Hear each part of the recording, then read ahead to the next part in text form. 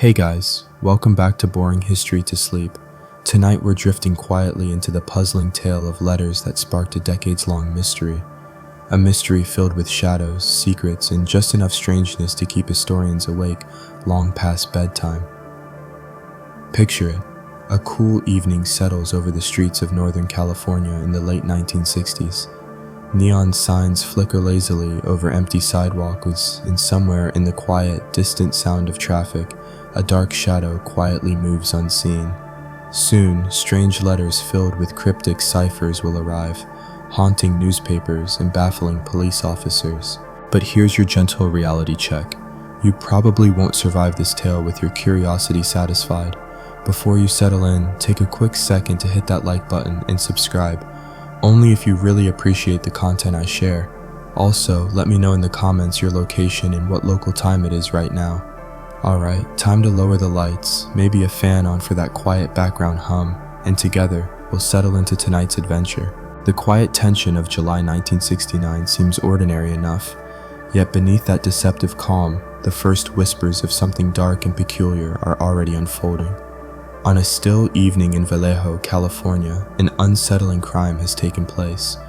A young couple casually parked on a lover's lane tragically found themselves face to face with a mysterious assailant. As shocking as the crime itself was, the true mystery was just beginning. Only days later, strange letters begin to arrive at three separate Northern California newspapers: the Vallejo Times-Herald, the San Francisco Examiner, and the San Francisco Chronicle. Each receive nearly identical envelopes, plain, ordinary, inconspicuous. Inside, however, lies something deeply troubling, a handwritten letter, boasting in crude yet oddly precise penmanship, confessing boldly to the crime. With eerie arrogance, the letter writer describes chilling details only the killer would know, demanding that the letters be published immediately. But the request comes with a sinister caveat: failure to comply would result in further deaths. As newsrooms hum anxiously with this new puzzle, editors debate the risks of publication. The letters carry threats not only explicit but implicitly psychological, designed to provoke, taunt, and terrorize an unsuspecting public. Ultimately, journalistic instinct and perhaps fear compel publication. Almost overnight, the Zodiac Killer, as the letters dub their anonymous author, enters public consciousness, planting roots deep enough to sustain decades of anxiety and speculation.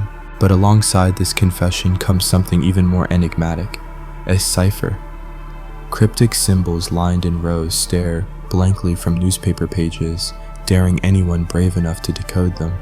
It is a bizarre puzzle, unsettling in its meticulous symmetry, sparking instant public fascination.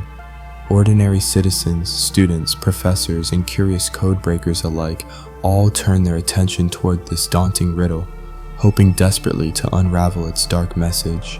The letters themselves contain boastful, chilling claims about committing murders for sport, for amusement, even for sheer intellectual thrill.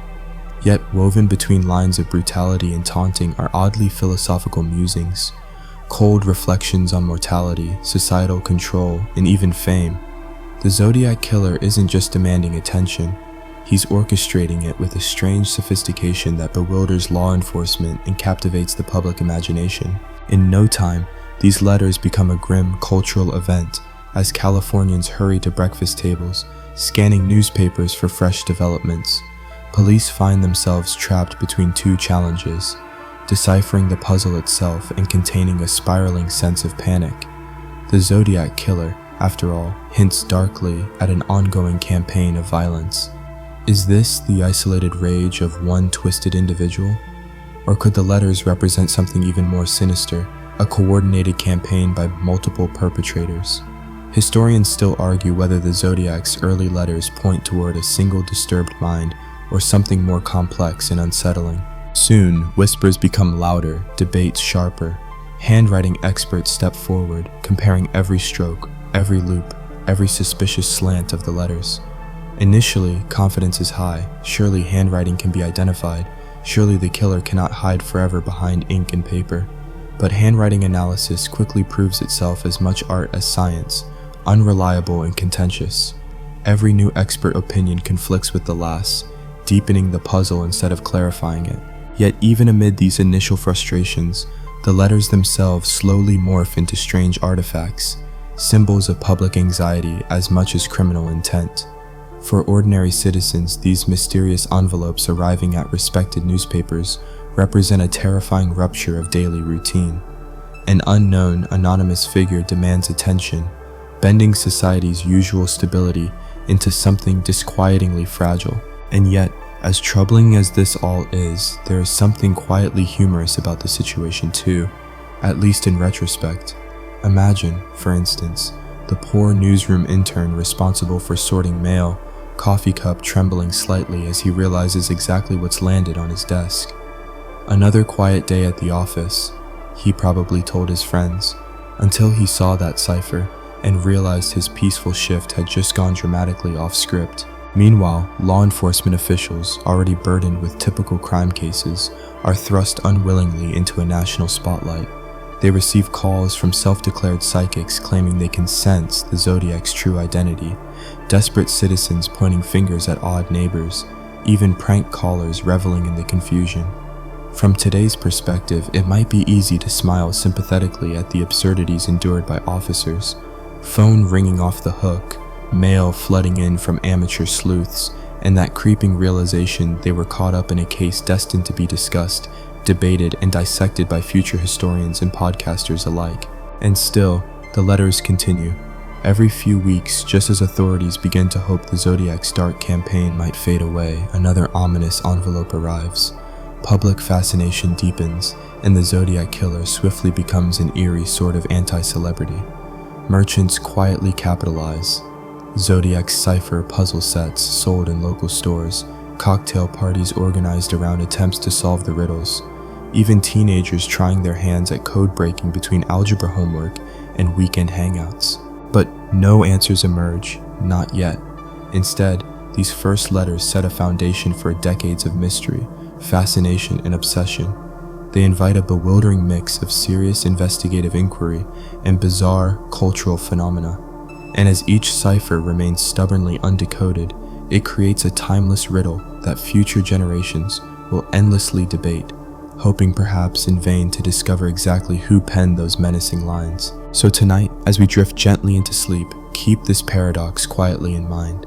The Zodiac Killer's letters, sinister as they may be, might ultimately reveal less about the author's hidden identity than they do about our own unending fascination with the unsolvable. As newspapers continue their uneasy dance with the Zodiac's letters, the mystery swiftly shifts from disturbing curiosity to outright public fixation. The initial thrill of the unknown quickly gives way to a deeper, almost stubborn determination among amateur sleuths. Dinner conversations across California begin to sound oddly like espionage novels. Neighbors comparing cipher notes over casseroles, co-workers swapping whispered theories between office cubicles. It's as though the Zodiac letters themselves hold not just clues, but some elusive truth about human nature. People feel driven, almost compelled, to unravel the puzzle. From a comfortable distance, it's easy to wonder why the letters provoke such collective obsession. After all, humans have always loved puzzles, from ancient riddles etched into stones to crossword battles waged between retirees. But the Zodiac's cryptic correspondence arrives with chilling specificity. It teases with violent details, cloaked in ciphers both meticulous and frustratingly impenetrable. It feels personal, purposeful, almost mocking in its ability to evade comprehension. Each new letter fans the flames of fascination higher. Newspapers print updates in thick headlines, fueling both fear and interest. And yet the Zodiac remains stubbornly faceless, taunting investigators not just with the ciphers themselves, but with strange, darkly humorous jabs at police incompetence.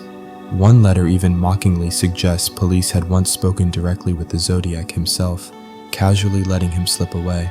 It's these playful jabs at authority that add a layer of unsettling absurdity to the Zodiac mystery.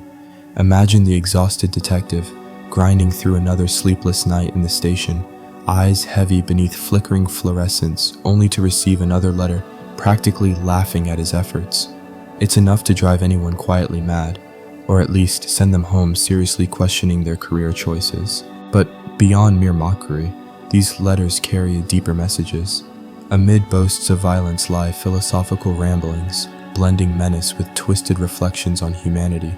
In one cipher, decoded early on, the Zodiac chillingly claims enjoyment from murder, asserting it as more thrilling than hunting wild animals, precisely because man is the most dangerous animal of all. It's an oddly literary reference, hearkening back subtly to Richard Connell's classic short story, The Most Dangerous Game, a tidbit that sharp-eyed scholars love to highlight. But these quirky literary nods only deepen confusion about the author's true identity. Whoever wrote these letters wasn't just a common criminal, but someone with a strange and unsettling sophistication. Meanwhile, ordinary Californians find themselves caught in the whirlwind. Families debate ciphers at dinner tables. High school English teachers task students with decoding the mysterious symbols as class assignments, perhaps the most thrilling homework those students ever received. For a brief, bizarre moment, cipher solving becomes something akin to a statewide sport. But while public fascination grows, law enforcement grapples quietly with the grim realities behind the letters. Every cipher, every taunting message means hours of painstaking analysis. Police linguists pore over each phrase, carefully dissecting syntax and punctuation for even the smallest clues. They cross-reference grammar patterns against known writing samples from suspects, hoping desperately that something, anything, will slip through the Zodiac's careful anonymity. Yet every clue only deepens the puzzle further. It's a strange dynamic. Police officers, trained to handle tangible evidence, fingerprints, eyewitness accounts, are instead forced to rely on cryptographers, linguists, even philosophers to interpret the Zodiac's bizarre messages. In some ways, the Zodiac Killer single-handedly reshapes investigative norms, dragging authorities reluctantly into a realm of abstract logic, puzzles, and riddles. Law enforcement begins to feel more like academic seminars, where evidence must be parsed not only through crime scene photos but also through literary allusions and linguistic patterns. Amid this chaos of interpretation, one particular cipher emerges that proves infuriatingly resistant to solution. Dubbed Z340, the cipher stands as one of the most infamous cryptographic mysteries in history.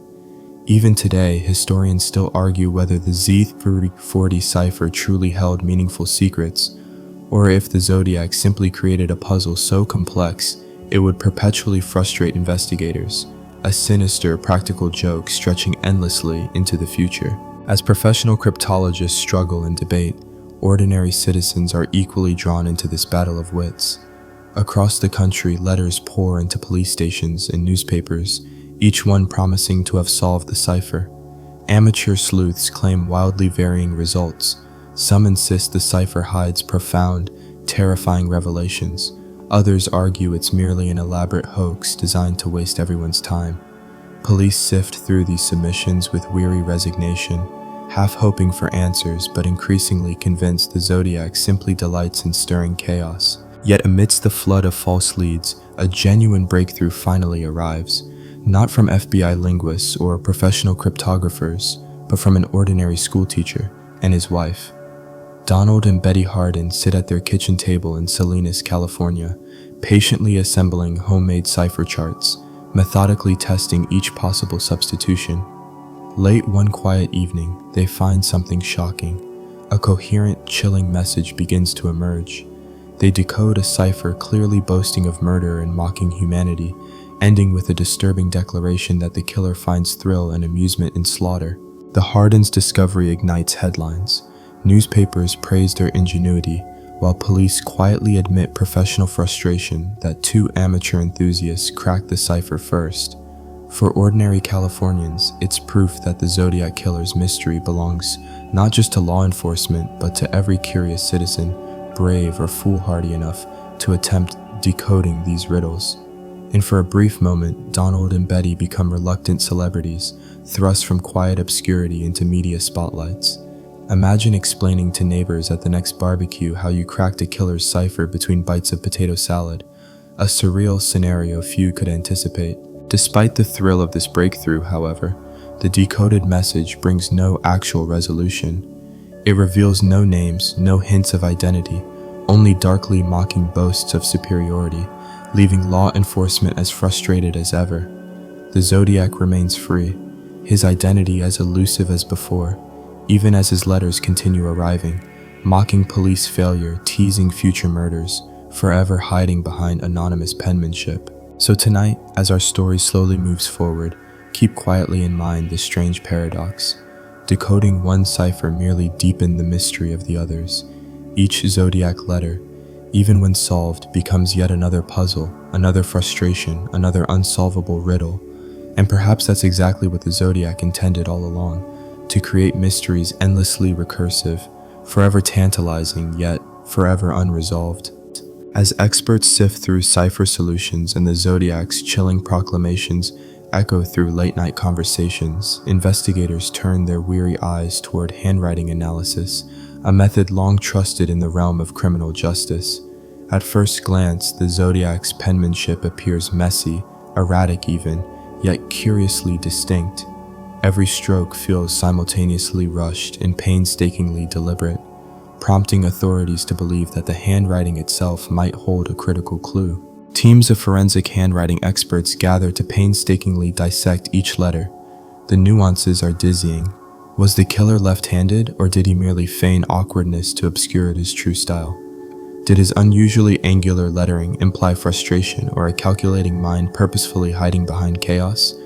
Even minute details, such as the way the Zodiac's K sharply angles or the peculiar spacing between words, become subjects of intense scrutiny.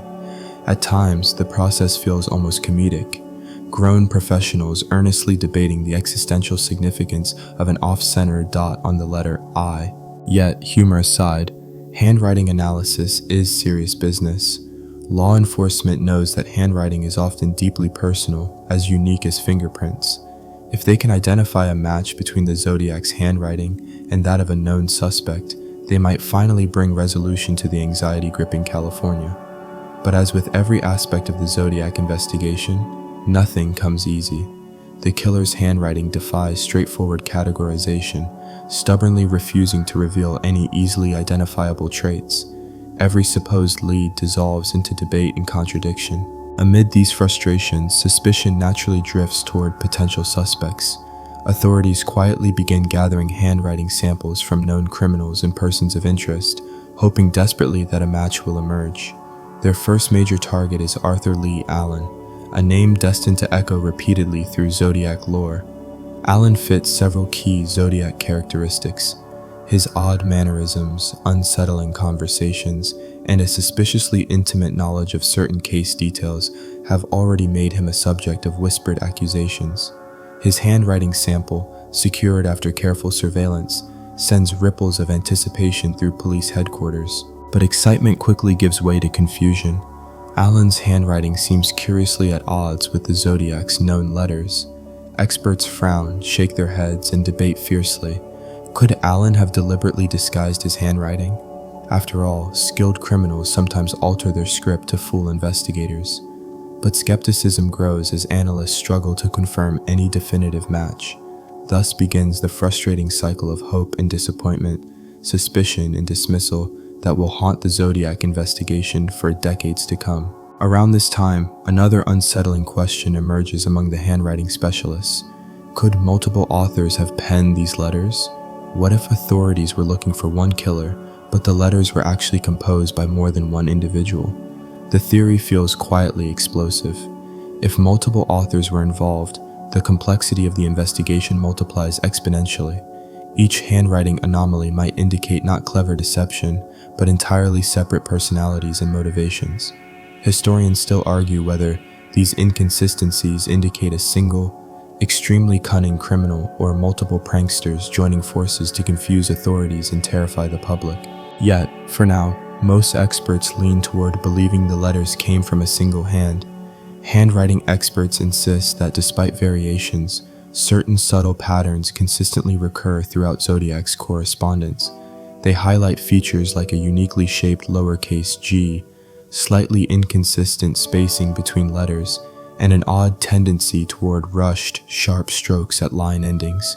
Details that appear across multiple letters, suggesting one writer deliberately trying, and occasionally failing, to disguise his true hand.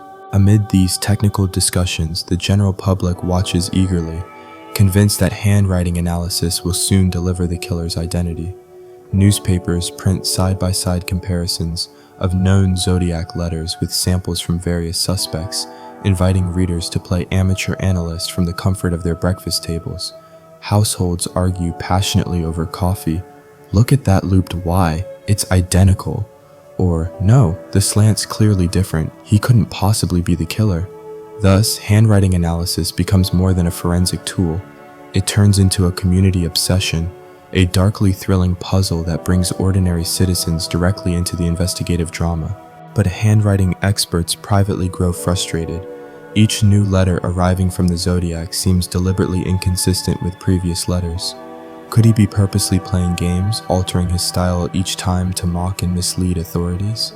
It wouldn't be beyond the Zodiac's twisted humor to picture experts hunched over desks late into the night, driven to quiet madness by his shifting loops and unexpected slants. Indeed, one wonders if the Zodiac might have enjoyed knowing his handwriting drove grown adults to squint suspiciously at innocent alphabet characters. And here's a quirky fact that highlights just how frustrating handwriting analysis can become. At one point, law enforcement officials actually considered consulting astrologers and psychics, hoping somehow the stars, or spirits, might reveal secrets hidden within the Zodiac's writing style. Picture the scene for a moment. Grizzled police officers begrudgingly seated across from a tarot card reader or astrologer, forced to listen patiently as celestial alignments and planetary positions are earnestly discussed. While it's easy to gently mock such desperation today, these unconventional methods underline the profound helplessness investigators felt in the face of the Zodiac's mystery. Meanwhile, skeptics quietly question handwriting analysis altogether. Some criminologists openly challenge its validity, pointing out cases where handwriting experts dramatically misidentified criminals, resulting in wrongful accusations and public confusion. Handwriting analysis, critics argue, is more subjective art than hard science, vulnerable to bias, error, and outright guesswork. Indeed, many contemporary forensic scientists would quietly nod in agreement, acknowledging handwriting's limitations in criminal cases. Yet the Zodiac Killer case pushes handwriting experts to their limits precisely because the stakes feel enormous. Police understand this might be their only tangible path toward identifying a murderer who remains cunningly elusive. Each stroke, each subtle slant in those enigmatic letters, potentially represents a slender thread that could finally unravel the Zodiac's dark identity. This is not merely about scholarly debate, it's about genuine human lives, communities gripped by fear, and desperate detectives whose careers are forever shadowed by this unsolved puzzle. Thus, despite skepticism and setbacks, handwriting analysis stubbornly remains central to the Zodiac investigation. Investigators continue tirelessly comparing samples, hoping against all evidence that somehow, somewhere, a hidden pattern will finally surface. Yet decades later, no handwriting match conclusively emerges. Like the ciphers themselves, Zodiac's handwriting teases endlessly, whispering tantalizing possibilities, but never quite delivering answers. Tonight, as we drift further into sleep, quietly ponder this unsettling truth. Despite meticulous analysis, scientific rigor, and decades of patient scrutiny, Zodiac's handwriting remains stubbornly anonymous. Each letter, each careful stroke, represents not revelation, but rather a quiet reminder of the Zodiac's unnerving genius for ambiguity, forever taunting, forever just beyond reach. As the Zodiac Killer's letters steadily seep deeper into the fabric of American culture, a single cipher emerges, defying all efforts at comprehension. This cipher, known enigmatically as the Z-40, quickly attains legendary status among codebreakers. On its surface, it resembles the Zodiac's earlier codes, rows and rows of bizarre symbols lined meticulously on a simple sheet of paper. But as cryptologists dig deeper, they quickly find this cipher is no ordinary puzzle. Instead, it's a maddeningly intricate labyrinth, seemingly designed to haunt the dreams of anyone daring enough to attempt decoding it. The Z-40 cipher arrives in the offices of the San Francisco Chronicle in November 1969, a subtle yet terrifying reminder that the Zodiac still lurks, very much alive and actively taunting authorities. The message accompanying it carries a disturbingly casual threat. Des July Aug Sept Oct Ogo 7, possibly implying that Zodiac has claimed additional victims since his earlier boasts. Yet the real menace lies embedded within the cipher itself, waiting silently for a decoding that might never come. Cryptographers around the world spring into action, determined to outsmart the Zodiac once more. With the earlier cipher cracked by ordinary schoolteachers, Donald and Betty Hardin, professionals in the field feel particularly pressured to redeem themselves, eager to reassert authority over amateur codebreakers. Teams at the FBI, CIA, and even renowned university mathematics departments tackle the cipher feverishly, pouring countless hours into intricate calculations, symbol mappings, and frequency analysis. But all quickly find themselves mired in frustration, the cipher stubbornly defying every known cryptographic method. This cryptographic stalemate fuels wild theories about what the cipher might actually mean, or if it even holds meaning at all. Historians still argue whether the Z340 was intended as a genuine, decipherable message, or simply an elaborate hoax designed explicitly to frustrate investigators indefinitely.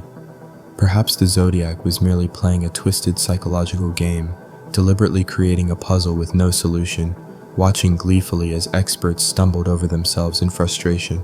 Such mischievous cruelty wouldn't be out of character.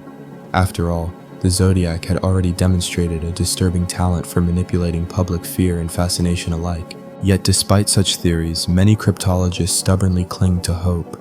They point to patterns, peculiar repetitions, and subtle symbol clusters that seem too intentional to be random nonsense. At the heart of the cipher lies the unsettling possibility that its solution could reveal critical clues, perhaps even the Zodiac's hidden identity. And so they persist, each expert driven by the tantalizing promise of resolution, meticulously tracing patterns and symbols, quietly determined to crack the Zodiac's secret code once and for all. As the cipher continues resisting solution, it slowly evolves into a cultural touchstone. Puzzle enthusiasts and amateur sleuths organize informal competitions, debating cryptographic theories over beer and pretzels. College dorm rooms host Zodiac cipher-solving marathons, where students, hopped up on caffeine, dissect symbols into early morning hours.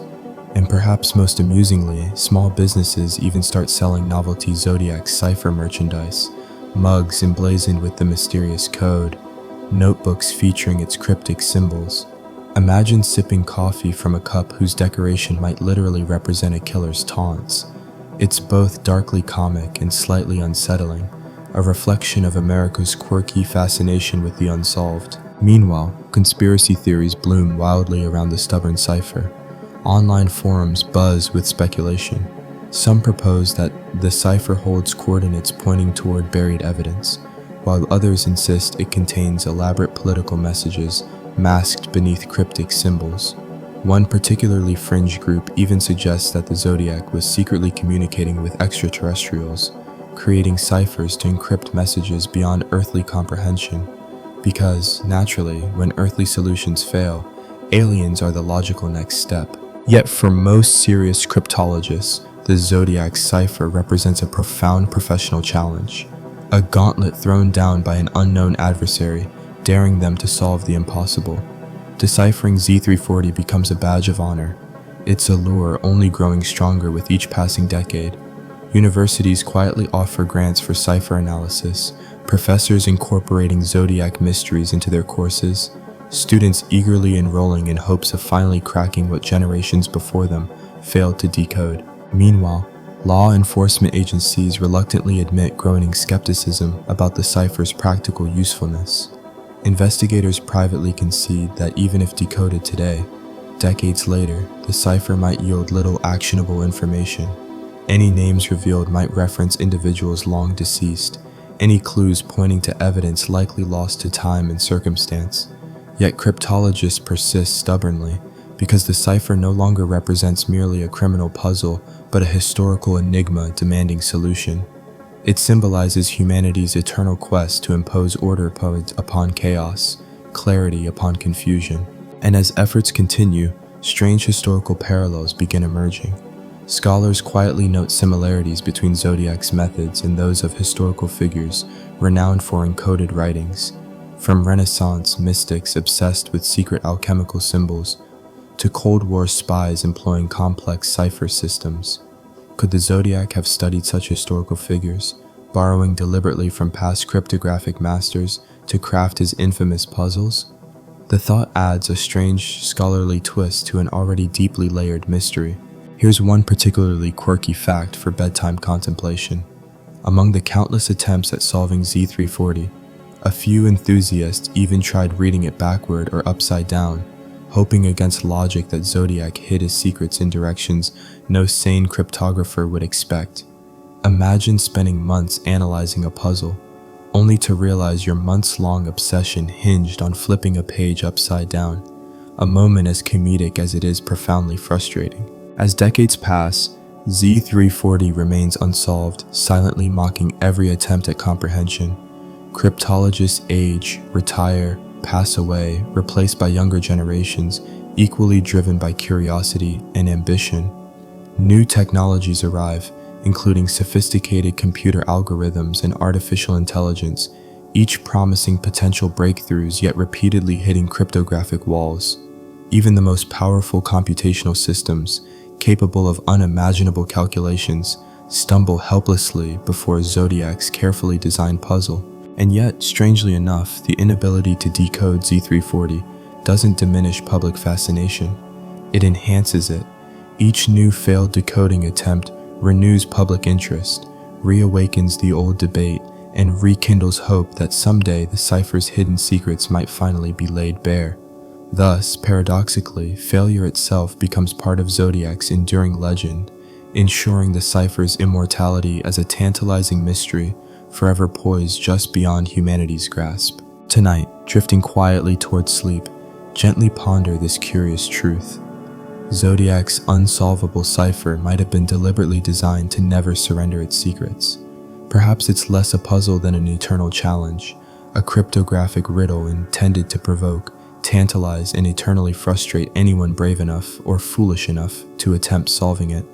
With cryptographers stuck in an endless loop of cipher frustrations and handwriting experts slowly descending into quiet madness, law enforcement officers begin shifting their exhausted gaze toward potential suspects.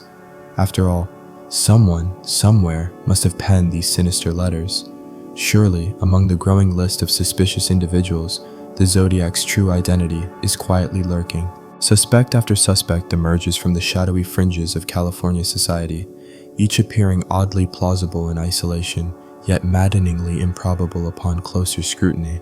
One of the earliest and most discussed figures is Arthur Lee Allen, a character already looming large in Zodiac folklore. Allen is precisely the kind of enigmatic figure one might expect in a case this bizarre. Eccentric, withdrawn, and alarmingly familiar with details that only the Zodiac himself would know. At first glance, Allen's life seems suspiciously intertwined with the Zodiac case. His acquaintances recall chilling conversations in which Allen allegedly boasted about committing murders, sometimes cryptically referencing scenarios that closely matched Zodiac's known attacks. To make matters worse, his behavioral oddities further fanned suspicion. His hobby of collecting knives and cryptic books, his unsettling references to astrology, even an apparent fondness for dark humor that made friends quietly uneasy. The deeper investigators dig into Allen's history, the more suspicious he becomes. A former elementary school teacher who lost his job under dubious circumstances, Allen fits a certain psychological profile common to serial criminals. Intelligent yet socially awkward, harboring secretive interests and unresolved grudges against society. A search of his property uncovers items of interest, including books on cryptography and peculiar letters containing unsettling, Zodiac-like references. Yet despite these tantalizing discoveries, concrete evidence stubbornly refuses to surface. Fingerprints don't match, handwriting samples prove inconclusive, and Allen himself seems perversely cooperative during questioning. Calm, collected, almost bemused by police suspicions. Each interview session leaves detectives increasingly frustrated, quietly convinced of his guilt, yet painfully aware that suspicions alone aren't enough for conviction. Then, just as law enforcement begins quietly preparing to file away Alan's file with other inconclusive leads, an odd twist emerges, a fringe detail almost too strange to ignore. During an interrogation, Alan reportedly volunteers the disturbing claim that he might have multiple personalities, a bizarre admission that momentarily breathes new life into the investigation. Could Zodiac's shifting handwriting styles and inconsistent behaviors indicate multiple personalities within one disturbed individual? Historians still argue whether this claim was a genuine confession or simply Alan's peculiar attempt at deflecting suspicion. Yet Alan's tantalizing confession proves frustratingly vague, leading nowhere concrete. Investigators eventually release him back into quiet anonymity, convinced yet unable to prove anything definitively. Alan drifts quietly into the background again, his life forever shadowed by whispers and suspicious glances, his involvement permanently etched as a tantalizing question mark in Zodiac history. Meanwhile, as Alan fades quietly into ambiguity, other suspects quickly emerge, each bringing their own troubling quirks. Ted Kaczynski, later infamous as the Unabomber, briefly surfaces as an intriguing possibility. His letters, like Zodiac's, carry hints of cryptic menace. His crimes, similarly mysterious, also utilize coded language and taunting correspondence. Yet, while superficially compelling, deeper scrutiny suggests Kaczynski's crimes possess distinctly different psychological motivations, quietly eliminating him from serious Zodiac consideration. Then come lesser-known suspects whose names swirl briefly in investigative notebooks, generating excitement but quickly fading.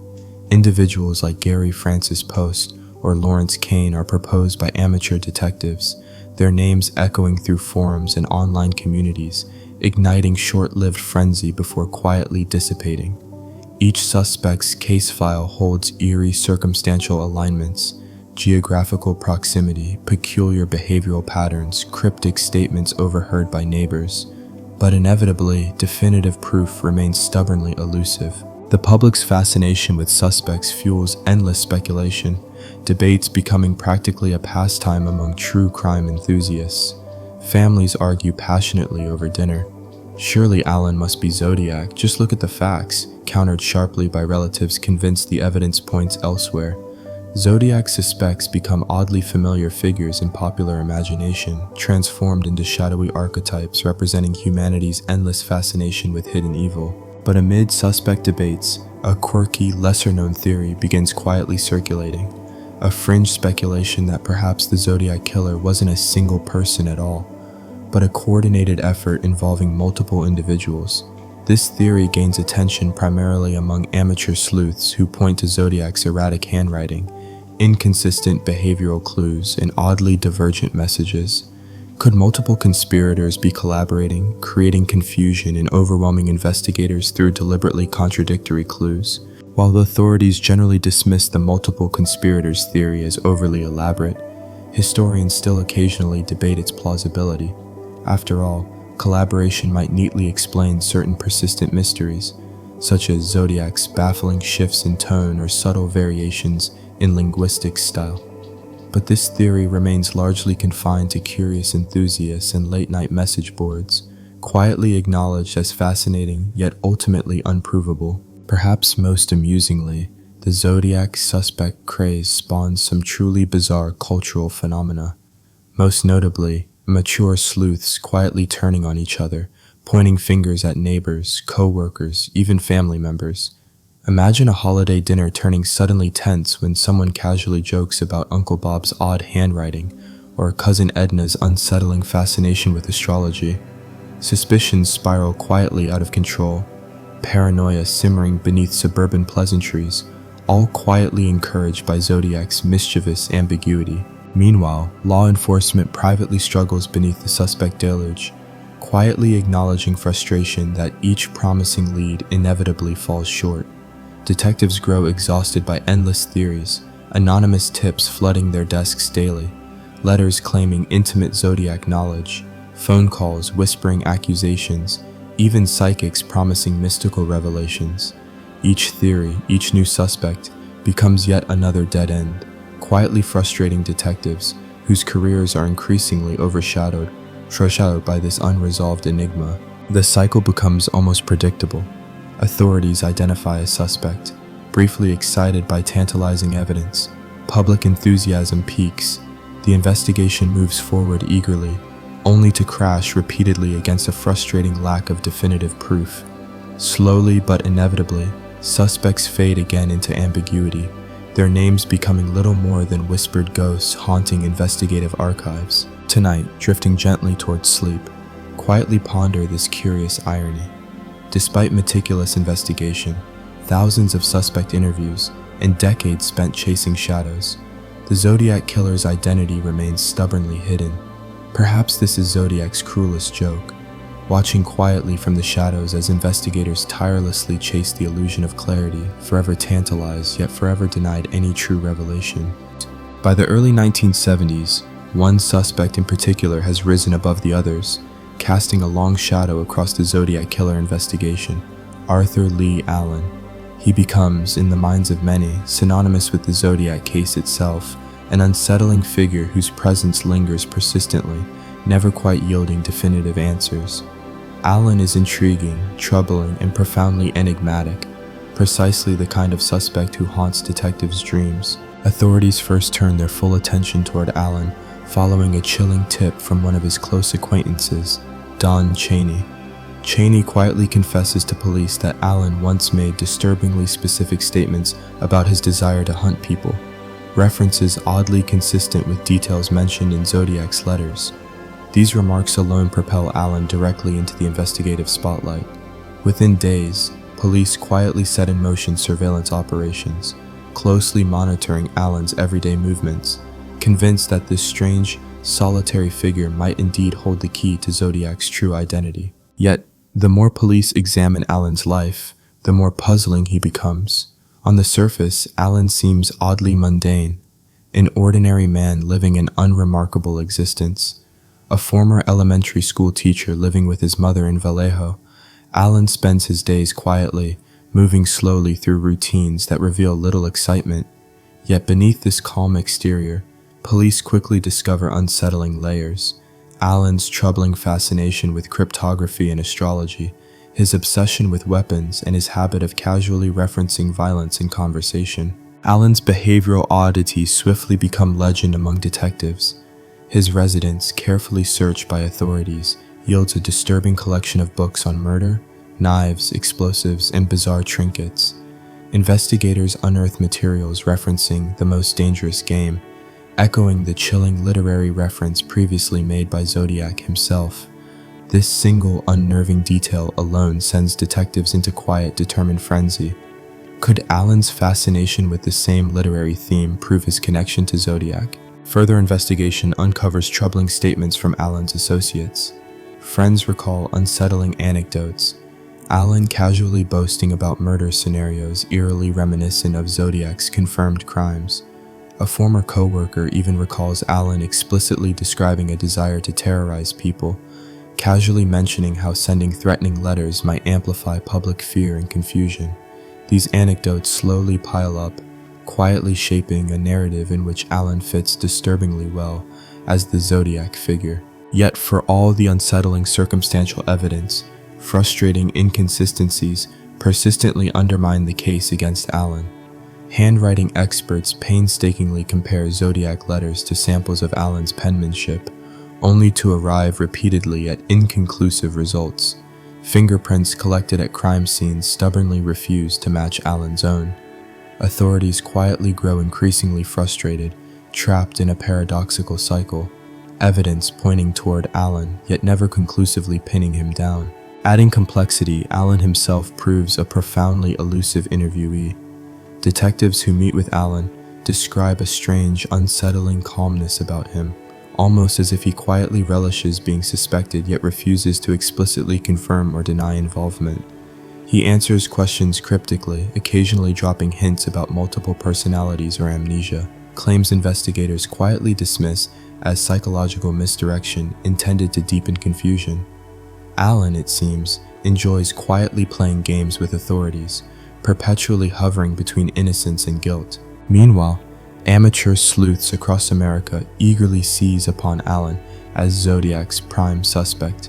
Books, documentaries, and podcasts obsessively explore Alan's life, searching desperately for overlooked clues. Alan's face becomes emblematic of Zodiac speculation, his name synonymous with quiet menace.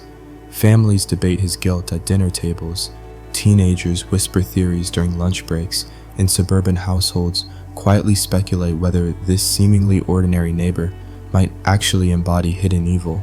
Yet, amid public fascination, historians still argue whether Alan truly represents Zodiac's most plausible identity, or merely the most convenient suspect, neatly fitting into public imagination precisely because of his unsettling eccentricities. Could law enforcement's suspicion of Alan itself have inadvertently molded public perception, creating a feedback loop in which each suspicion reinforces the next? The question lingers quietly, haunting Zodiac lore indefinitely. Interestingly, despite widespread suspicion, Alan himself never openly confirms involvement. Friends describe his behavior shifting gradually, growing increasingly withdrawn and defensive as public suspicion deepens. He retreats quietly into a solitary existence, avoiding neighbors' eyes, refusing interviews, and occasionally muttering dark jokes about being Zodiac.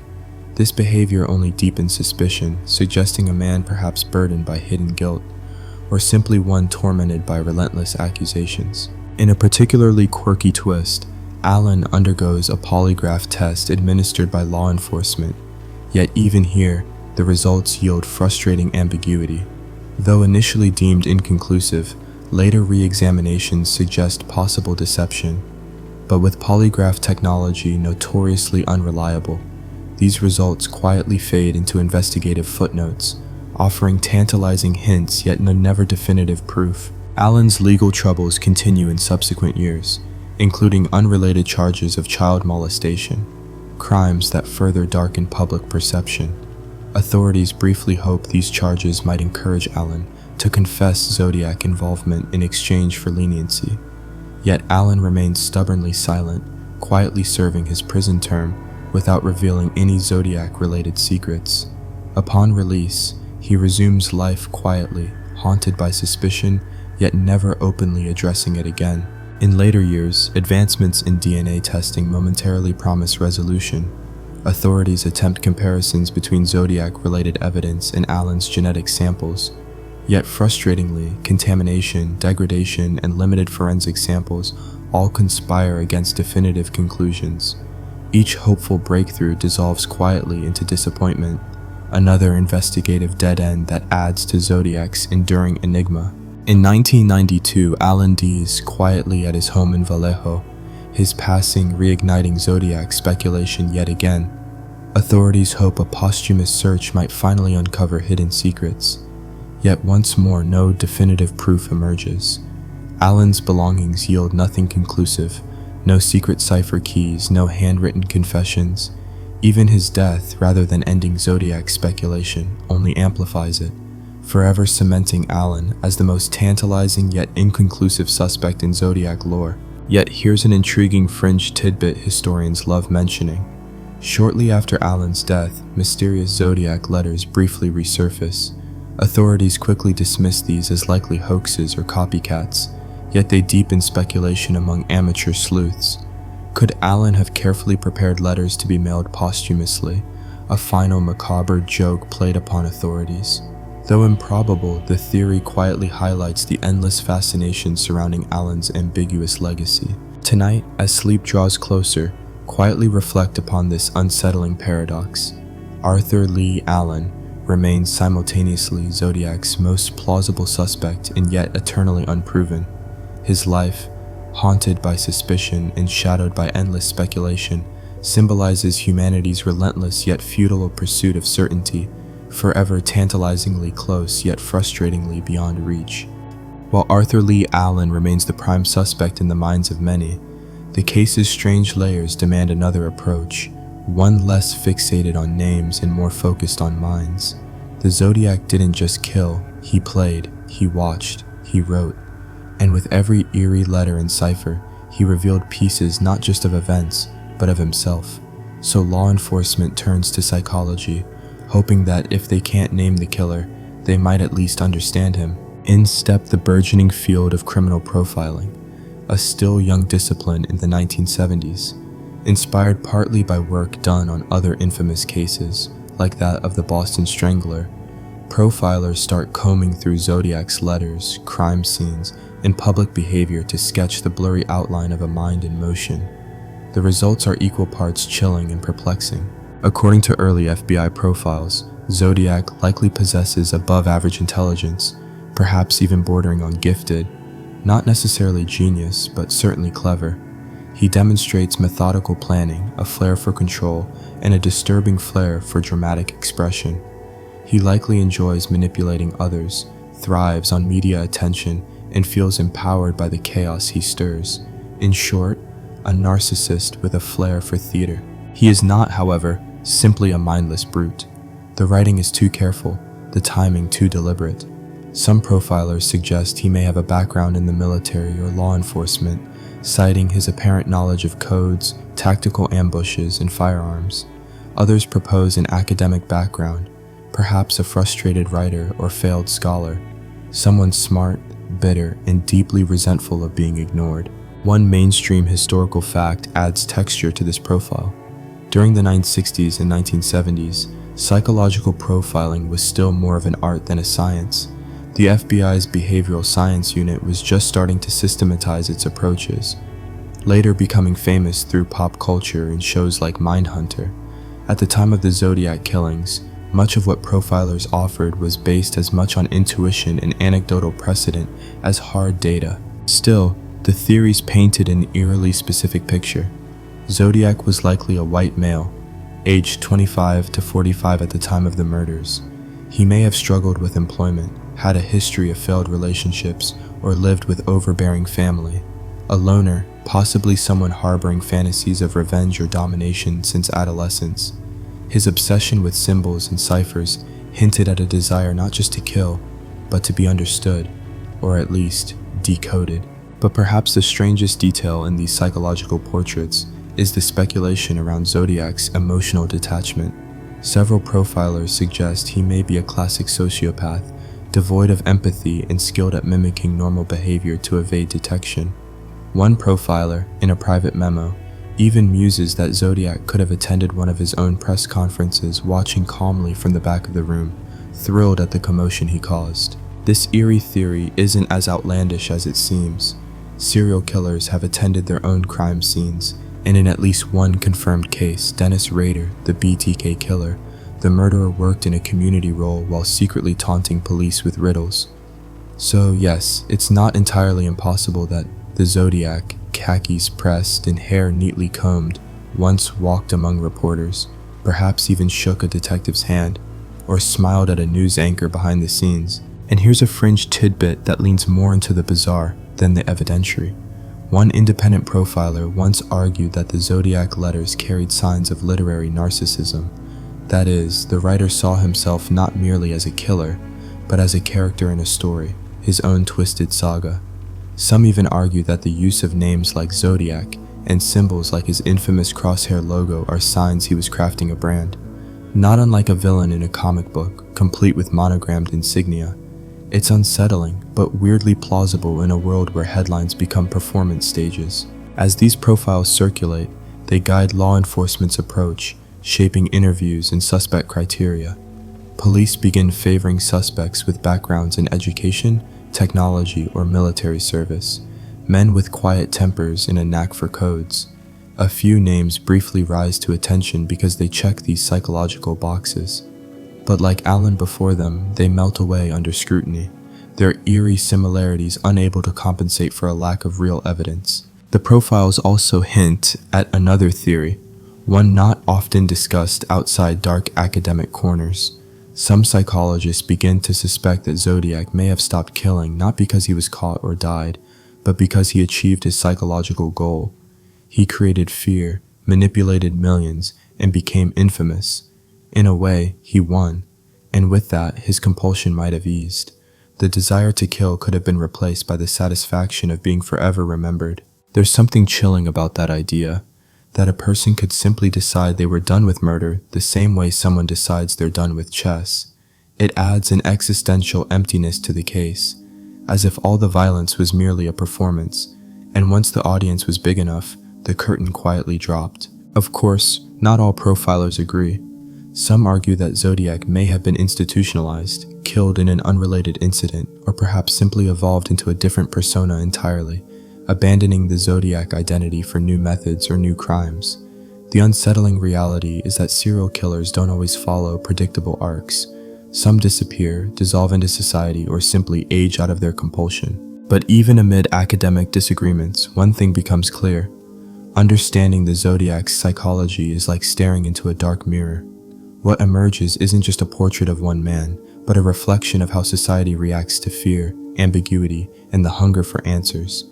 The profiles don't just dissect the killer, they dissect us.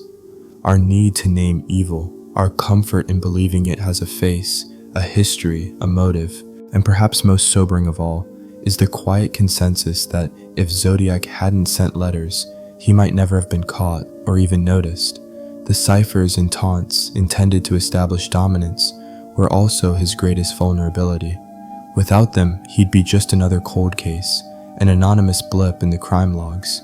Instead, he became a legend by choosing not to hide his crimes, but to narrate them. Tonight, as you let your breath slow and your thoughts blur, think of that strange contradiction. A killer desperate for attention, who nonetheless vanished into obscurity. A mind that crafted puzzles, profiles, and fear, then left them behind like breadcrumbs no one could quite follow. And in doing so, created not just mystery, but myth. With the Zodiac's letters still arriving in strange, ominous bursts and his identity as elusive as ever, the public imagination begins to wander into unfamiliar territory where facts bend just enough to allow for the fringe, the strange, and the downright speculative.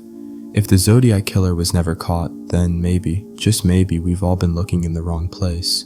Or rather, looking for the wrong number of people. A curious theory starts gaining traction, not among hardened detectives or federal agents, but in the sprawling ecosystem of amateur sleuths, barstool detectives, and curious retirees with a lot of time and a whiteboard in the garage. They begin to whisper, and sometimes shout, that perhaps the Zodiac letters weren't all written by the same person at all. The multiple authors theory, as it's sometimes called in hushed forums and local meetups, begins with a simple, unsettling observation. The handwriting, the tone, and even the vocabulary in some Zodiac letters just feel off. Not dramatically so, but subtly, like hearing a cover of a familiar song that's just a little too slow, or a shade of blue that's not quite sky and not quite ocean. Something's different, even if no one can quite prove it. And this isn't just wild-eyed conjecture. Some linguistic analysts who examine the letters note variations in sentence structure, spelling, and even regional slang. One letter uses shall, a rather formal and old-fashioned word. Another swings toward the casual, even sarcastic tone, more typical of a younger writer. Did the Zodiac simply change styles on purpose? Or were different people writing under the same terrifying alias? Historians still argue whether these tonal shifts indicate clever deception or truly separate minds. There's no solid proof either way, but the theory is strangely compelling, especially to those already fatigued by decades of false leads and dead-end suspects. Maybe the reason we never found the Zodiac is because there was no single Zodiac to find. The idea spins off into a dozen sub-theories. Some believe the Zodiac identity was co-opted by a copycat, maybe even multiple ones, after the original killer vanished, died, or decided to stop writing. Others believe the Zodiac Killer was part of a group, friends, co-conspirators, or even cult members who passed the Zodiac pen around like some dark, symbolic torch. Admittedly, the logistics of that last one are a little hard to picture. What did they do? Hold secret meetings in someone's basement to workshop the next cipher? Vote on which cryptic threat sounded the most chilling over stale donuts and bad coffee? Still, the idea has a certain morbid poetry to it. The killer as a rotating role, not a person but a persona. Here's a quirky fact that fuels these speculations further. One of the Zodiac's earliest letters includes 3 nearly identical versions sent to 3 different newspapers. Not photocopies, separately written versions of the same text, all sent on the same day. But careful comparisons reveal minor differences between them. variations in spacing, slant, and character shape. Why write the same letter 3 times unless you're trying to mask handwriting differences among multiple contributors? Skeptics, of course, have a more grounded explanation. They argue that the Zodiac may have rewritten each letter to make it harder to link one back to the original writing hand, thus delaying forensic analysis. Or perhaps he was simply being theatrical, crafting each copy as part of the performance, like a playwright scripting different versions of a scene.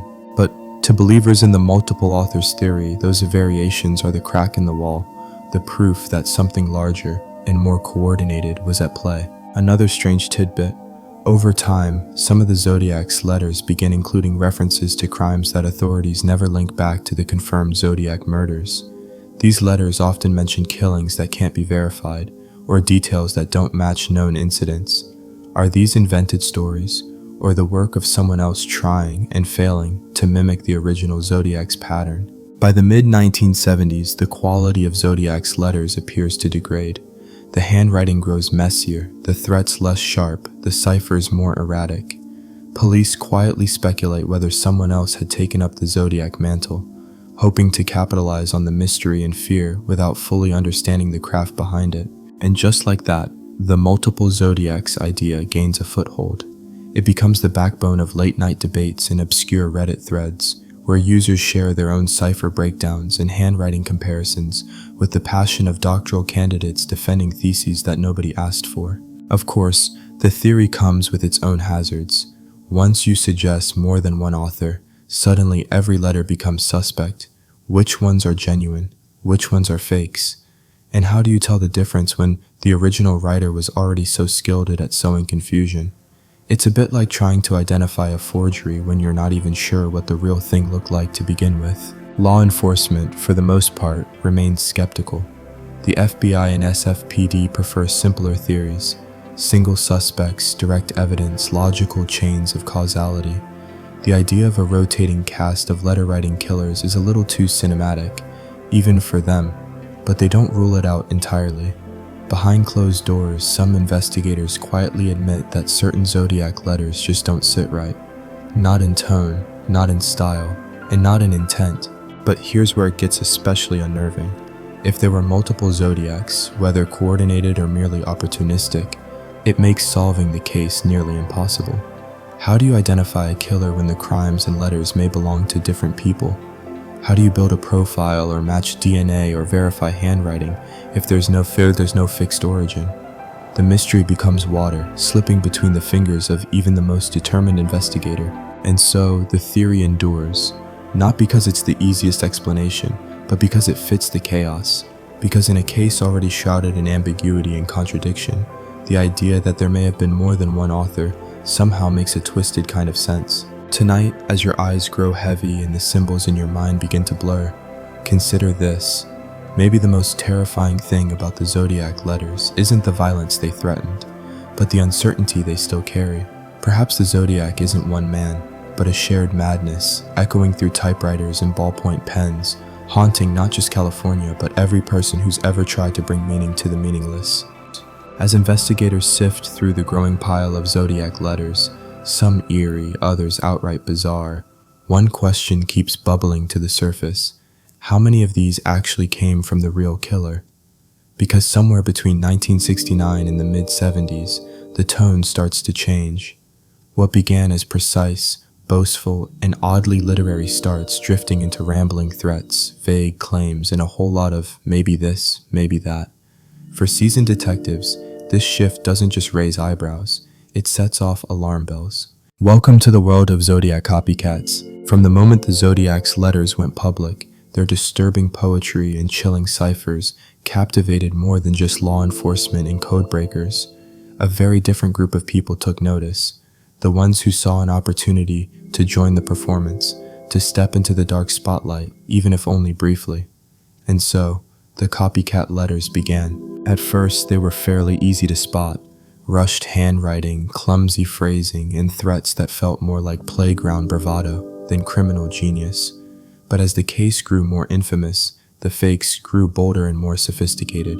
Some mimicked the original ciphers with disturbing accuracy. Others adopted the Zodiac's signature phrases. "This is the Zodiac speaking," or "I am still out there," as if they were auditioning for a role they didn't quite understand. Law enforcement, already exhausted by dead-end suspects and uncrackable codes, now had a new headache: sorting authentic Zodiac communication from a growing avalanche of forgeries. Each new letter meant more hours spent analyzing ink, paper texture, phrasing, and postmarks, just to determine whether it even deserved serious attention. The sheer volume of fakes is staggering. At one point in the early 1970s, the San Francisco Police Department was receiving dozens of letters a week claiming to be from the Zodiac, or taunting him, challenging him, or insisting they had figured it all out. Some letters weren't even threatening. One simply read, "You don't know me, but I know you. I see you don't sleep well." That's not exactly helpful for solving crimes, but very effective at making detectives paranoid about the office coffee machine. Some copycats were clearly just seeking attention, hoping to inject themselves into the mystery. Others seemed to view the Zodiac as a kind of anti-hero, a deranged figure whose fearsome anonymity granted them strange cultural currency. And that's perhaps the most unsettling aspect. For certain individuals, Zodiac wasn't a monster to be caught, but a legend to be emulated. One especially bizarre copycat letter arrived in 1974.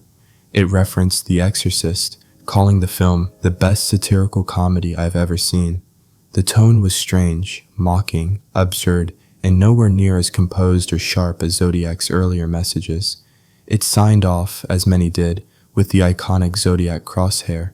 But law enforcement quietly noted the drop in coherence, the shift from menace to a kind of rambling cultural commentary. Was the real Zodiac bored, losing touch, or was someone else trying to wear his mask? Historians still argue whether this letter, and others like it, came from the actual Zodiac or a particularly clever imitator. Some investigators believe the true Zodiac simply got lazy or unhinged. Others think he stopped writing altogether, and the vacuum was filled by opportunists with a flair for drama and poor grammar. A fringe but fascinating detail supports the copycat theory. Forensic analysts noticed that several Zodiac letters postmarked after 1971 used different types of paper stock and ink from earlier, confirmed Zodiac mailings. Tiny differences in ink absorption, envelope seals, and even folding patterns pointed toward different sources. This doesn't prove anything definitively, of course, but it adds weight to the idea that more than one hand may have held the pen over the years. Interestingly, not all copycats were malicious. Some seemed oddly helpful, if misguided. One letter writer suggested a full cipher solution and included pages of notes, sketches, and even a Zodiac decoder wheel, handmade from cardboard and string. It looked like something from a middle school science fair. While completely useless in cracking the case, the effort showed just how deeply the Zodiac mystery had embedded itself into public imagination. And then there were the hoaxes designed to waste police time deliberately. One notable example came from a group of high school students in Southern California who sent a fake Zodiac letter as part of a prank. The letter included ciphers copied from newspaper clippings, threats against fictitious targets, and an absurd signature, Zodiac Jr. Naturally, it caused panic, a full police response, and ended with the students getting a very stern visit from several humorless detectives. But the most damaging copycat impact was the way it diluted evidence. With every new letter, the investigation became messier, the signal buried beneath an avalanche of noise. Detectives couldn't chase every lead without wasting precious resources, but ignoring even one letter risked overlooking a vital clue from the actual killer. It was a high-stakes version of the boy who cried wolf. Except in this case, the wolves wore hand-me-down crosshairs and faked their growls. Public opinion fractured. Some insisted that all letters post-1970 were fake, arguing that the real Zodiac lost interest once his original crimes faded from the headlines. Others believed the killer enjoyed watching the chaos unfold as his imitators muddied the waters, his legend growing larger with each new forgery. And here's a quirky twist. At one point, investigators actually tried decoding the fakes. They hoped to find hidden patterns or maybe a trail back to the impersonators. Instead, they mostly found grammatical errors, nonsense, and one memorable attempt that translated to, "You are the mouse, I am the cheese," not exactly Moriarty-level criminal poetry. Eventually, forensic linguists, yes, that's a real job, were called in to analyze tone, cadence and vocabulary across the Zodiac canon. They created linguistic fingerprints, comparing them with suspect writings. The results were tantalizing but frustratingly vague. Some letters clustered together with high probability, while others stood apart like awkward strangers at a party, refusing to mingle. In the end, the copycats may have served the Zodiac's purposes more than their own. They kept his name alive, fanned the myth, and ensured confusion reigned supreme. Whether the Zodiac orchestrated it or simply inspired it, his signature became a brand, easily imitated, never fully understood. So tonight, as you lie in the hush of your room, consider this haunting thought. Maybe the greatest danger of the Zodiac letters wasn't their content, but the contagious idea behind them. An idea so infectious that others couldn't resist copying it, scribbling threats into the night, hoping that someone, anyone, would mistake their voice for something larger, something legendary, something terrifying. While law enforcement continued juggling cipher puzzles, ambiguous suspects, and an increasingly tangled mess of potential copycats, a different kind of storm quietly brewed in the background. One made not of gunpowder or handwriting, but of headlines, deadlines, and circulation numbers. The media, drawn like moths to the fire, helped shape the Zodiac Killer into not just a criminal, but a symbol. And in doing so, they may have added more smoke than light to the mystery. From the very beginning, the Zodiac's relationship with the press is bizarrely symbiotic. He feeds them shocking letters and ciphers, and in return, they feed him what he clearly craves: attention. It's not just about getting published. It's about dominating the front page, hijacking public fear, and turning murder into primetime theater. The first letters are treated with a mixture of skepticism and urgency. Editors debate whether to publish them at all. Should they give in to the demands of a killer? What if withholding the cipher leads to another murder? What if publishing it leads to panic? In the end, they print, choosing fear over silence, perhaps understandably. And just like that, the Zodiac becomes headline material. Newspapers print the ciphers, bold and mysterious, letting readers play detective at their own kitchen tables. Reporters lean into the drama, using words like fiend, code of death, and mad genius. The Chronicle and Examiner battle for exclusives, chasing down every detail they can pry from the police, and sometimes from the letters themselves. The media isn't just reporting the story, they're shaping its legend in real time. It doesn't take long before the Zodiac starts addressing them directly. "This is the Zodiac speaking," he writes, as though beginning a grim radio broadcast. He taunts journalists as much as he does police, often correcting news reports or reacting to how his letters have been framed. He's watching, reading, editing, a serial killer who fancies himself both critic and contributor.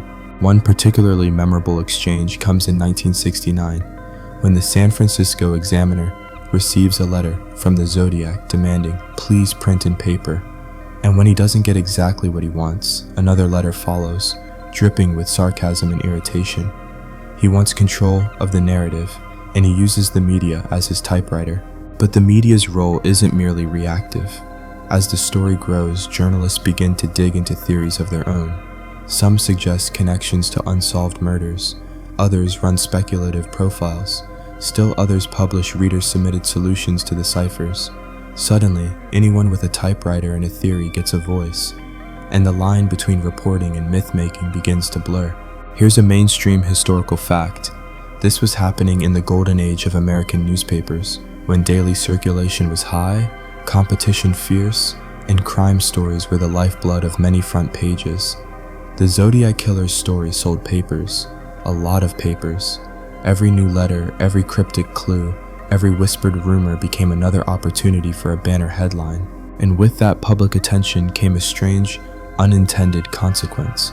The Zodiac, in becoming a media star, also became a kind of dark folk figure. He was no longer just a murderer, he was a brand. He had a logo, a tone, a recognizable voice. Like a twisted corporate mascot, he was marketed without meaning to be, an uncatchable boogeyman both feared and oddly admired. Some journalists, especially those on the crime beat, grew uncomfortably close to the case. Paul Avery of the San Francisco Chronicle famously received his own threatening Halloween card from the Zodiac in 1970, complete with a chilling message, "Peekaboo, you are doomed." Avery played it cool, even showing up to work in a "I am not Paul Avery" button at one point, a cheeky way to deflect public paranoia. But beneath the joke, there was real fear. The line between reporter and target had suddenly become very thin. It wasn't just newspapers either. Radio hosts held call-ins, inviting listeners to share Zodiac theories live on air. TV stations broadcast special reports complete with diagrams, crime scene reenactments, and segments decoding ciphers on screen. One local station even dramatized the Zodiac's letters using voice actors, giving the killer not just a platform but a personality. And here's a fringe tidbit for your sleepy consideration. During the height of the Zodiac frenzy, a San Francisco comic book store reportedly displayed photocopies of the letters in its window, treating them as collectible cultural relics. Imagine strolling past that on your way to pick up the latest Fantastic Four. That's not just true crime, it's performance art. Of course, not everyone was amused. Law enforcement officials grew increasingly wary of the media circus. They worried that publishing every letter only emboldened the killer. They worried that misinformation and wild speculation were interfering with the case. And they especially worried that the Zodiac himself might be tuning in every night, enjoying his fame with a bag of popcorn. Over time, the relationship between the police and the press grew tense. Information leaks became a problem. Competing agencies occasionally fed tips to select reporters, hoping to nudge public opinion or pressure suspects. Journalists sometimes knew more than detectives, or at least knew it first, and that imbalance didn't sit well with officers trying to work methodically through a very chaotic case. Meanwhile, public reactions shifted like wind through the fog. At first, there was raw fear. Parents kept kids home from school. Couples avoided parks at night. Gun sales surged. But eventually, fear hardened into something stranger, morbid fascination. People clipped out cipher puzzles and stuck them to the fridge. Local bars hosted Zodiac nights. It became possible to be frightened and entertained at the same time.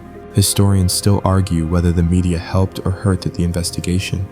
On one hand, publicizing the case kept pressure on law enforcement and invited broader help, like when the Hardens cracked the first cipher.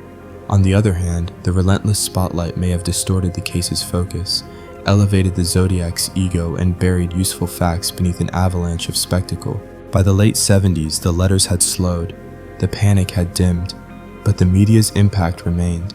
The story of the Zodiac had been preserved, elevated, and fossilized, not just in police files, but in print. And once a myth is printed, it's very hard to kill.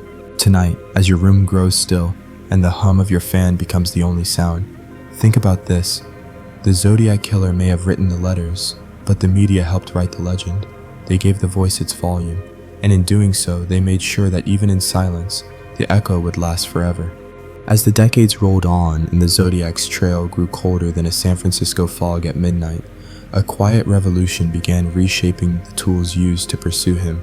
Gone were the magnifying glasses, hand-rolled fingerprint dust, and endless stacks of paper reports.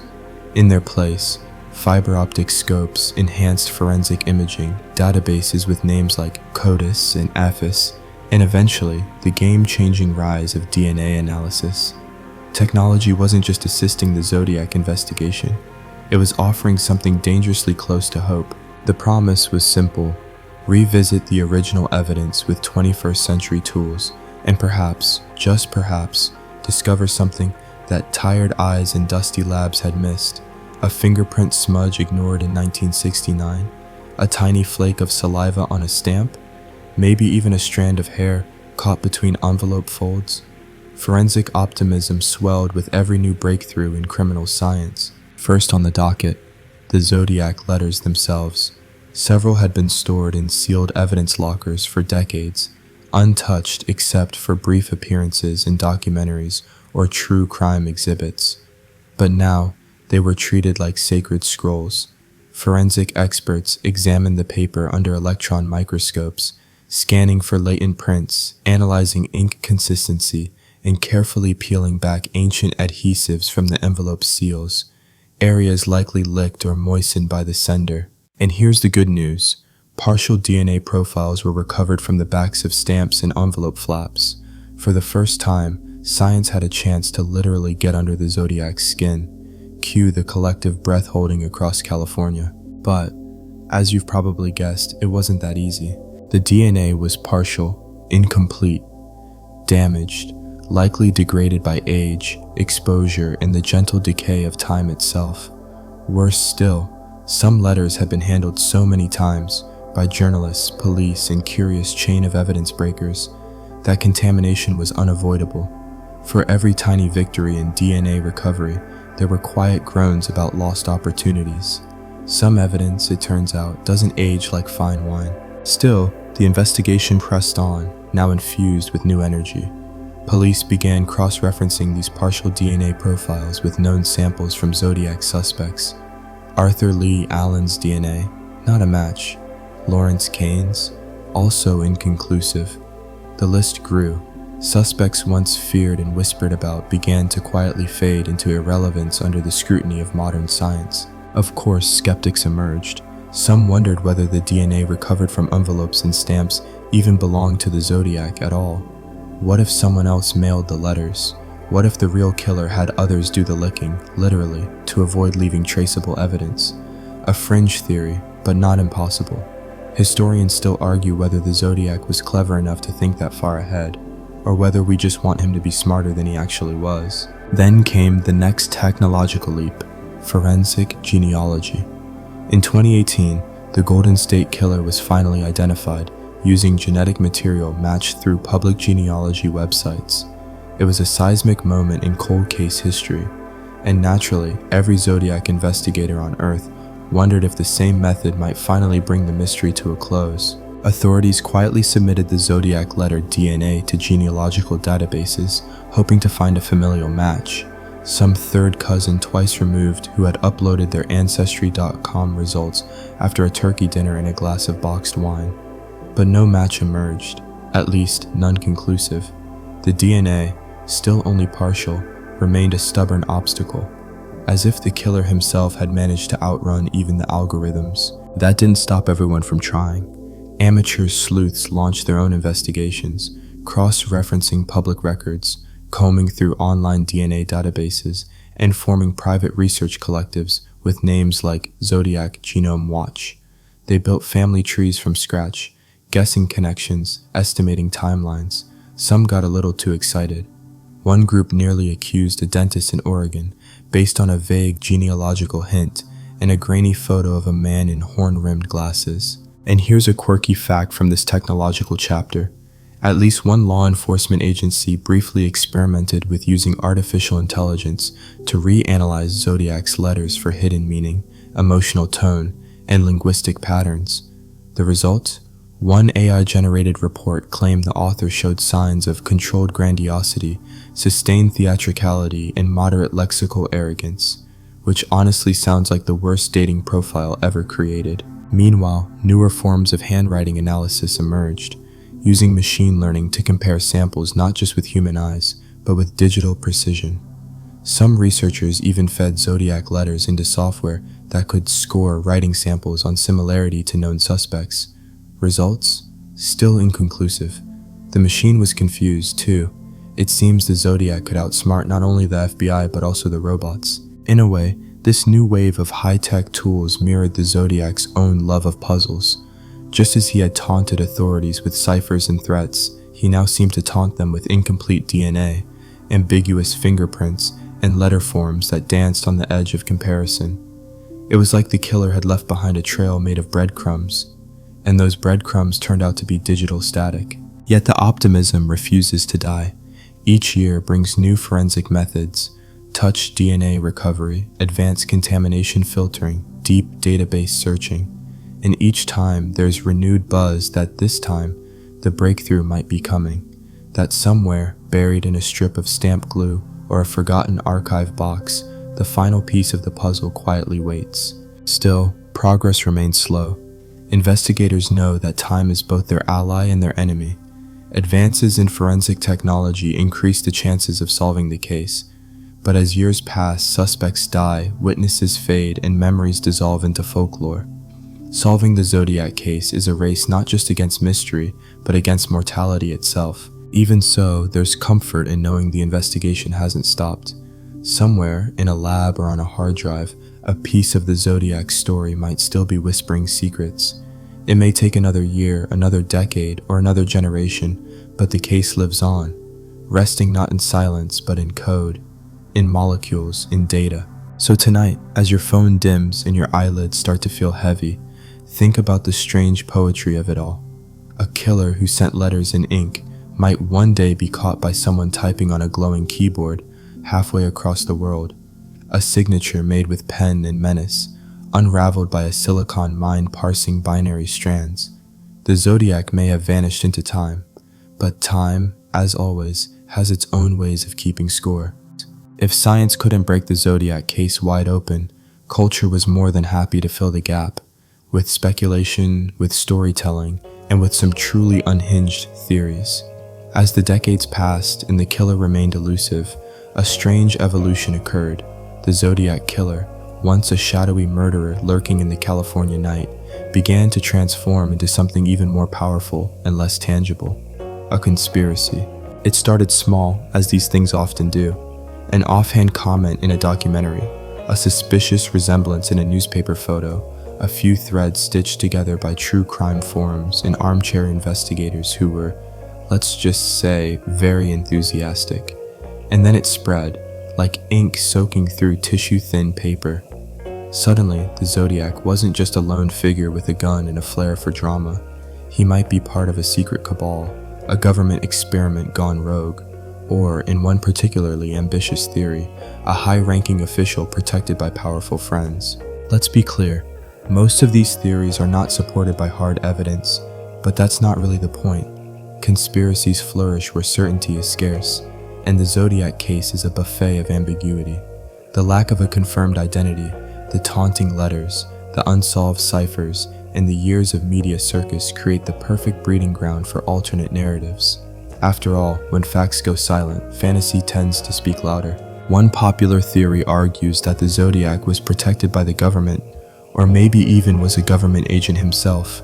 Supporters of this idea point to his military-style tactics, his knowledge of codes, and the fact that he was never caught despite enormous resources thrown at the investigation. He was trained, they say. They taught him how to disappear. Of course, this theory tends to overlook the rather messy, improvisational nature of several Zodiac crimes. But when has that ever stopped a good conspiracy? Another theory floats the idea of a cover-up. Perhaps someone did identify the Zodiac, but revealing his identity would have been too damaging, either politically, socially, or institutionally. Maybe he was a police officer. Maybe he had family in high places.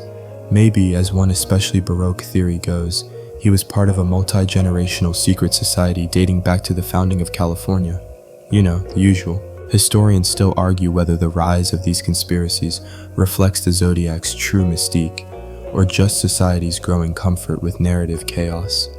In a world full of unanswered questions, the Zodiac becomes less a person and more a Rorschach test. Everyone sees something different in the ink blot: fear, power, corruption, cleverness, even satire. And some people see the Zodiac everywhere.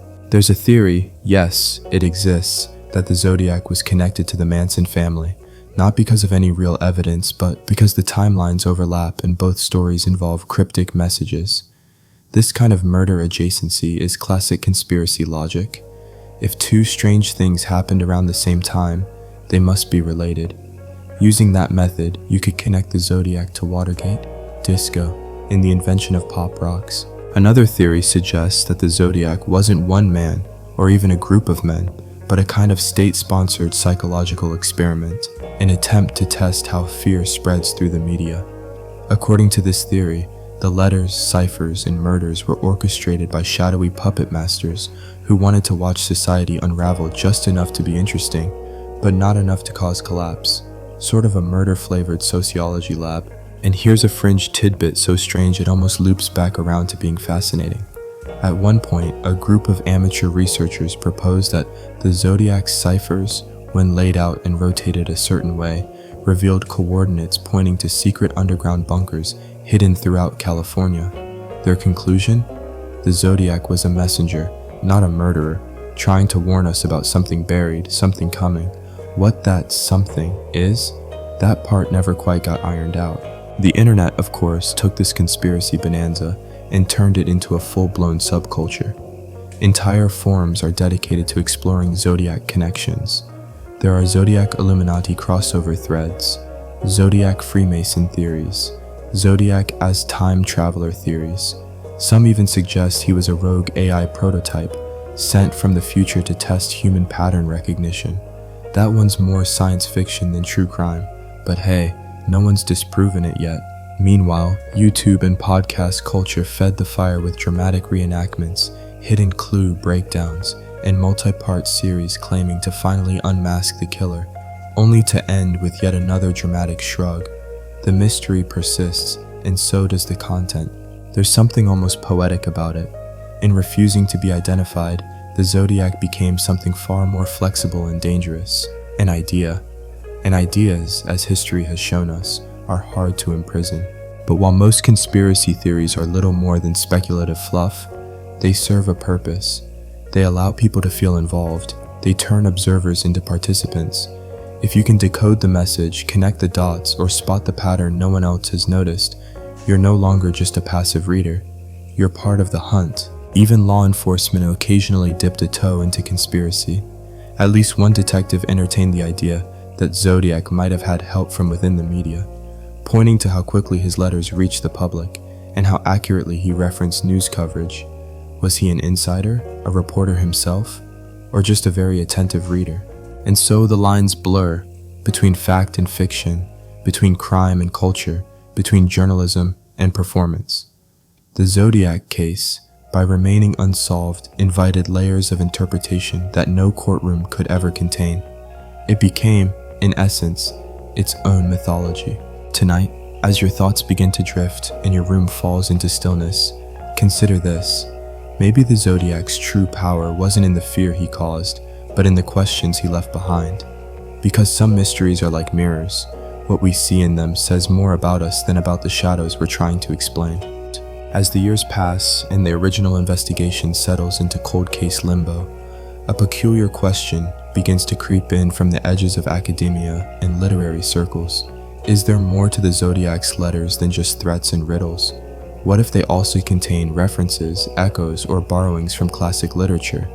Could the man behind the gun and the ciphers also be a reader, a plagiarist even? This isn't just tinfoil hat territory.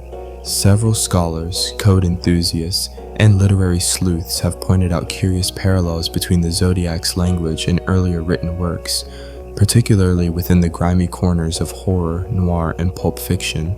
And once you start looking, the comparisons grow hard to ignore. Let's begin with the most prominent example, the Zodiac's use of the phrase, "Man is the most dangerous animal of all." As chilling as it sounds in the context of his letter, it isn't original. The phrase comes almost verbatim from Richard Connell's 1924 short story, The Most Dangerous Game, in which a Russian aristocrat hunts human beings for sport on a remote island. The Zodiac uses this reference in his first decoded cipher, elevating it beyond cheap thrill and into something stranger, a literary flourish meant to impress, or maybe even to warn that his violence has a narrative arc. This is the moment scholars perk up. They start scouring Zodiac's known letters for more of these breadcrumbs, and sure enough, a pattern, albeit a hazy one, begins to emerge. His phrasing in several letters mirrors 1940s detective fiction. His word choices oscillate between the dramatic and the archaic, with occasional splashes of Shakespearean cadence. One letter ends with a strange closing. "I am mildly curious as to how much money you have on my head now." The syntax is awkward, almost theatrical. It sounds less like a murderer and more like a villain in a vintage radio play. Literary detective work becomes an unlikely subgenre of Zodiac research. Some fans argue that Zodiac lifted phrases from newspaper crime columns and radio programs, cobbling together a collage of menace. Others go even deeper, identifying fragments that align with Dante's Inferno, lines that vaguely echo Poe, and stylings that feel lifted from mid-century American Gothic novels. None of it is conclusive, but all of it is compelling. And here's a quirky little footnote to this literary speculation. One of the Zodiac letters mentions The Mikado, a comic opera by Gilbert and Sullivan, first performed in 1885. This reference isn't passing, it's central to the message. In fact, the Zodiac quotes lyrics from the Mikado in one of his letters, particularly the song As Someday It May Happen, also known as the Little List song. It's a tongue-in-cheek ditty about people who deserve to die, exactly the kind of dark humor that would resonate with the Zodiac's theatrical, twisted tone. It gets weirder. The specific lines he chooses are chilling in this context. And I am right, and you are wrong, and I am going to punish you. Although paraphrased, the message oozes with borrowed menace, and it suggests something fascinating. The Zodiac doesn't just write to threaten, he performs, he curates, he's playing a role. Historians still argue whether these literary borrowings were intentional acts of manipulation or signs of the Zodiac's deep cultural immersion. Was he mocking society's obsession with fiction by echoing it in real-life terror? Or was he simply trying to elevate himself, build a myth not just through violence but through vocabulary? Meanwhile, linguistic analysts begin to notice strange consistencies in how the Zodiac uses language. He frequently capitalizes words mid-sentence that don't require it. He sometimes drops punctuation, then suddenly adds dramatic exclamation points. These quirks aren't just random, they resemble the emphatic writing style of mid-20th century pulp fiction, where intensity was often conveyed through graphic typesetting and sensational phrasing. Of course, none of this makes catching him any easier, but it paints a richer picture. It suggests the Zodiac wasn't just a killer with a pen, he was a curator of his own mythos, a man who chose every word not simply for its meaning, but for its effect. He was performing a role he may have created, but didn't entirely invent. He borrowed from stories, played with genre, and weaponized language like it was part of the arsenal. And while most murderers hide in shadows, the Zodiac always seemed to crave the spotlight. He wanted his letters printed. He sent them to major newspapers. He inserted himself into the narrative like an unreliable narrator in a crime novel. The world became his page, and the public his captive audience. A lesser-known but intriguing theory holds that Zodiac's writing reflects not just literary influence, but literary failure. Some believe he may have been a frustrated author or academic, someone who once dreamed of publication, of acclaim, but found only rejection. The letters then become both outlet and revenge. If he couldn't make his name with novels, he'd make it with fear. There's no evidence for this theory, but as with everything Zodiac, the lack of disproof is often enough to keep a theory afloat. And here's where it gets even more interesting. A few researchers have pointed out that Zodiac's cryptic turns of phrase closely resemble the style of classified military communications from the 1950s and 60s. That dry, procedural tone, the clipped sentences, the deliberate use of ambiguous terminology. Is this another coincidence? Or did the Zodiac, like so many literary greats, borrow structure from unlikely sources? There's a certain irony here too. While countless true crime books and podcasts have tried to decode the Zodiac through forensic evidence and suspect lists, it may be the English majors, literature professors, and comic opera aficionados who have come closest to seeing through the mask, not with fingerprints or handwriting, but with rhythm, reference, and rhyme. So tonight, as your eyes begin to flutter and your mind gently drifts, picture this: a man at a desk in the middle of the night writing by lamplight, not out of rage or necessity, but out of strange, ego-driven ambition. He picks each word carefully, referencing favorite stories, quoting forgotten plays, weaving horror with performance, not just trying to scare you, but to be remembered. Because some killers want power, but others want a legacy written in ink, in mystery, and in borrowed lines that echo long after the final period. By the time the 1980s roll around and the Zodiac's last confirmed letter is well behind him, his physical presence fades into something else entirely, an archetype. He's no longer just a serial killer lurking in the Northern California mist. He's now a full-blown cultural phenomenon, a symbol, a genre unto himself. And in that transformation, the Zodiac becomes something far more enduring than anyone could have imagined. It begins subtly, a passing reference in a crime novel, a TV detective muttering something about those old Zodiac ciphers, a whisper in a thriller movie's third act. Then it snowballs. By the 1990s, the Zodiac isn't just an influence. He's a fixture in American pop culture, etched into books, shows, and cinema screens with a level of influence that most actual authors would envy. David Fincher's 2007 film Zodiac is perhaps the most obvious example. A moody, obsessively researched dramatization of the case that captures not just the crimes, but the obsession they left in their wake. The film doesn't offer closure. It doesn't name the killer. It ends, as real life does, in silence and ambiguity, and yet audiences are riveted. Because it isn't really about catching the Zodiac anymore. It's about the gravity of the mystery itself. The film becomes a love letter to the unsolved, to the mind slowly unraveling in pursuit of someone who may never have existed exactly as they imagined. But the cultural footprint started earlier and extended wider than many realize. You've got references in comic books, DC villains with cipher-like clues, Marvel characters making oblique nods to Zodiac-style killings. Video games, too, with mystery quests and hidden letters inspired by the structure and tone of Zodiac correspondence. Even The Legend of Zelda, Majora's Mask, has been analyzed by particularly ambitious fans for secret connections. A stretch? Definitely. But it's Zodiac adjacent, and at this point, everything feels like it could be. And then there's the music. At least a dozen songs across genres reference the Zodiac either directly or thematically. Some are punk anthems dripping with irony, others are dark ambient pieces that sample his letters. And yes, there is a lo-fi hip-hop track out there called Cipher on Repeat that loops the phrase, "This is the Zodiac speaking," over a sleepy beat. It's not exactly bedtime material, but it's oddly hypnotic. Historians still argue whether the Zodiac's rise to pop culture icon status is the natural result of a fascinating unsolved mystery, or a troubling sign of how we romanticize the unknowable. But either way, his silhouette is everywhere, on t-shirts, in escape rooms, as Halloween costumes that somehow combine menace and mystery with a splash of nostalgic horror. The Zodiac has become the ultimate brand of unresolved dread. And here's the uncomfortable truth buried in all of this. People like the mystery. They like the idea that there's still a puzzle out there, a code unsolved, a face missing from the wall of America's most wanted. It gives a certain freedom to imagine, to theorize, to guess wildly with impunity. You can be wrong forever and still enjoy the process. For some, it's less about justice and more about the thrill of the hunt, which brings us to the peculiar genre of Zodiac fanfiction.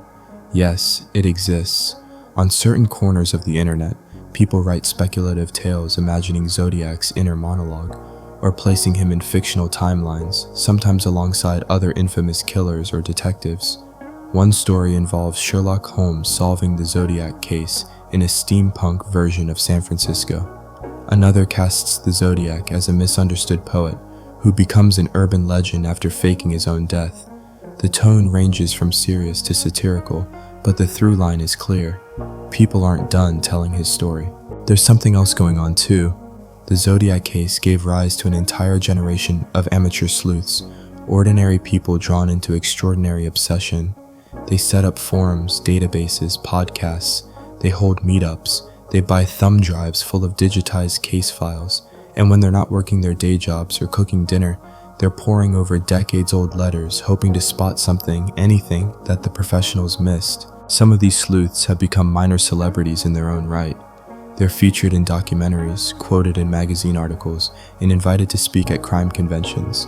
They publish Zodiac newsletters, host Q&A live streams, and field questions like, "Do you feel Zodiac was left-handed?" They answer seriously, because to them this isn't just mystery, it's legacy work. And here's a fringe tidbit that's become part of the Zodiac pop culture canon. In 2013, a San Francisco startup created a limited edition puzzle box inspired by Zodiac's ciphers. The twist?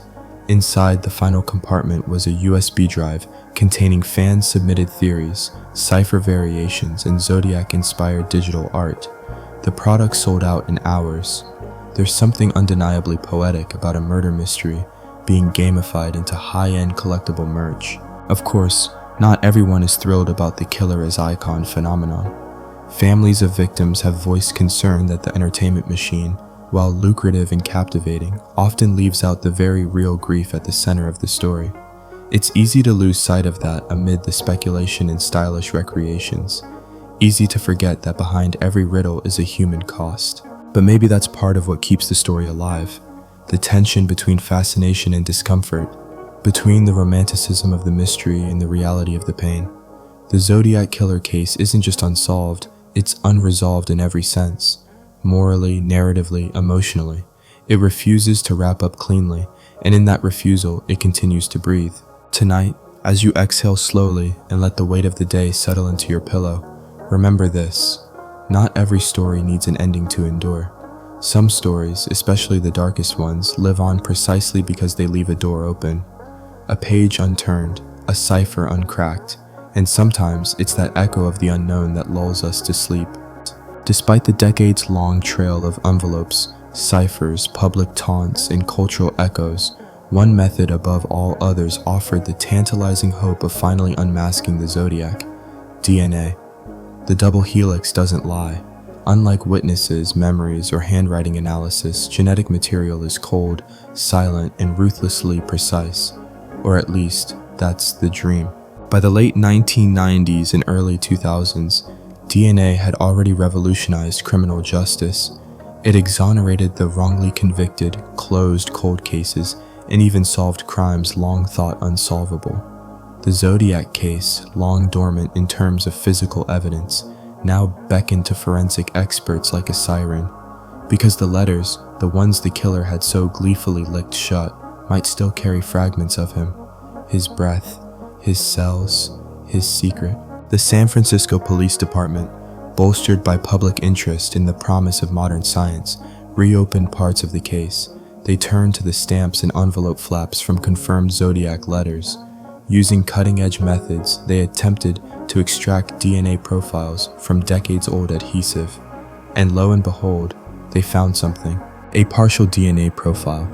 Not a full genome, not enough to clone anyone or track down their high school science teacher, but enough to compare. This, finally, might be the thread that unraveled the whole tapestry. But then came the first dead end.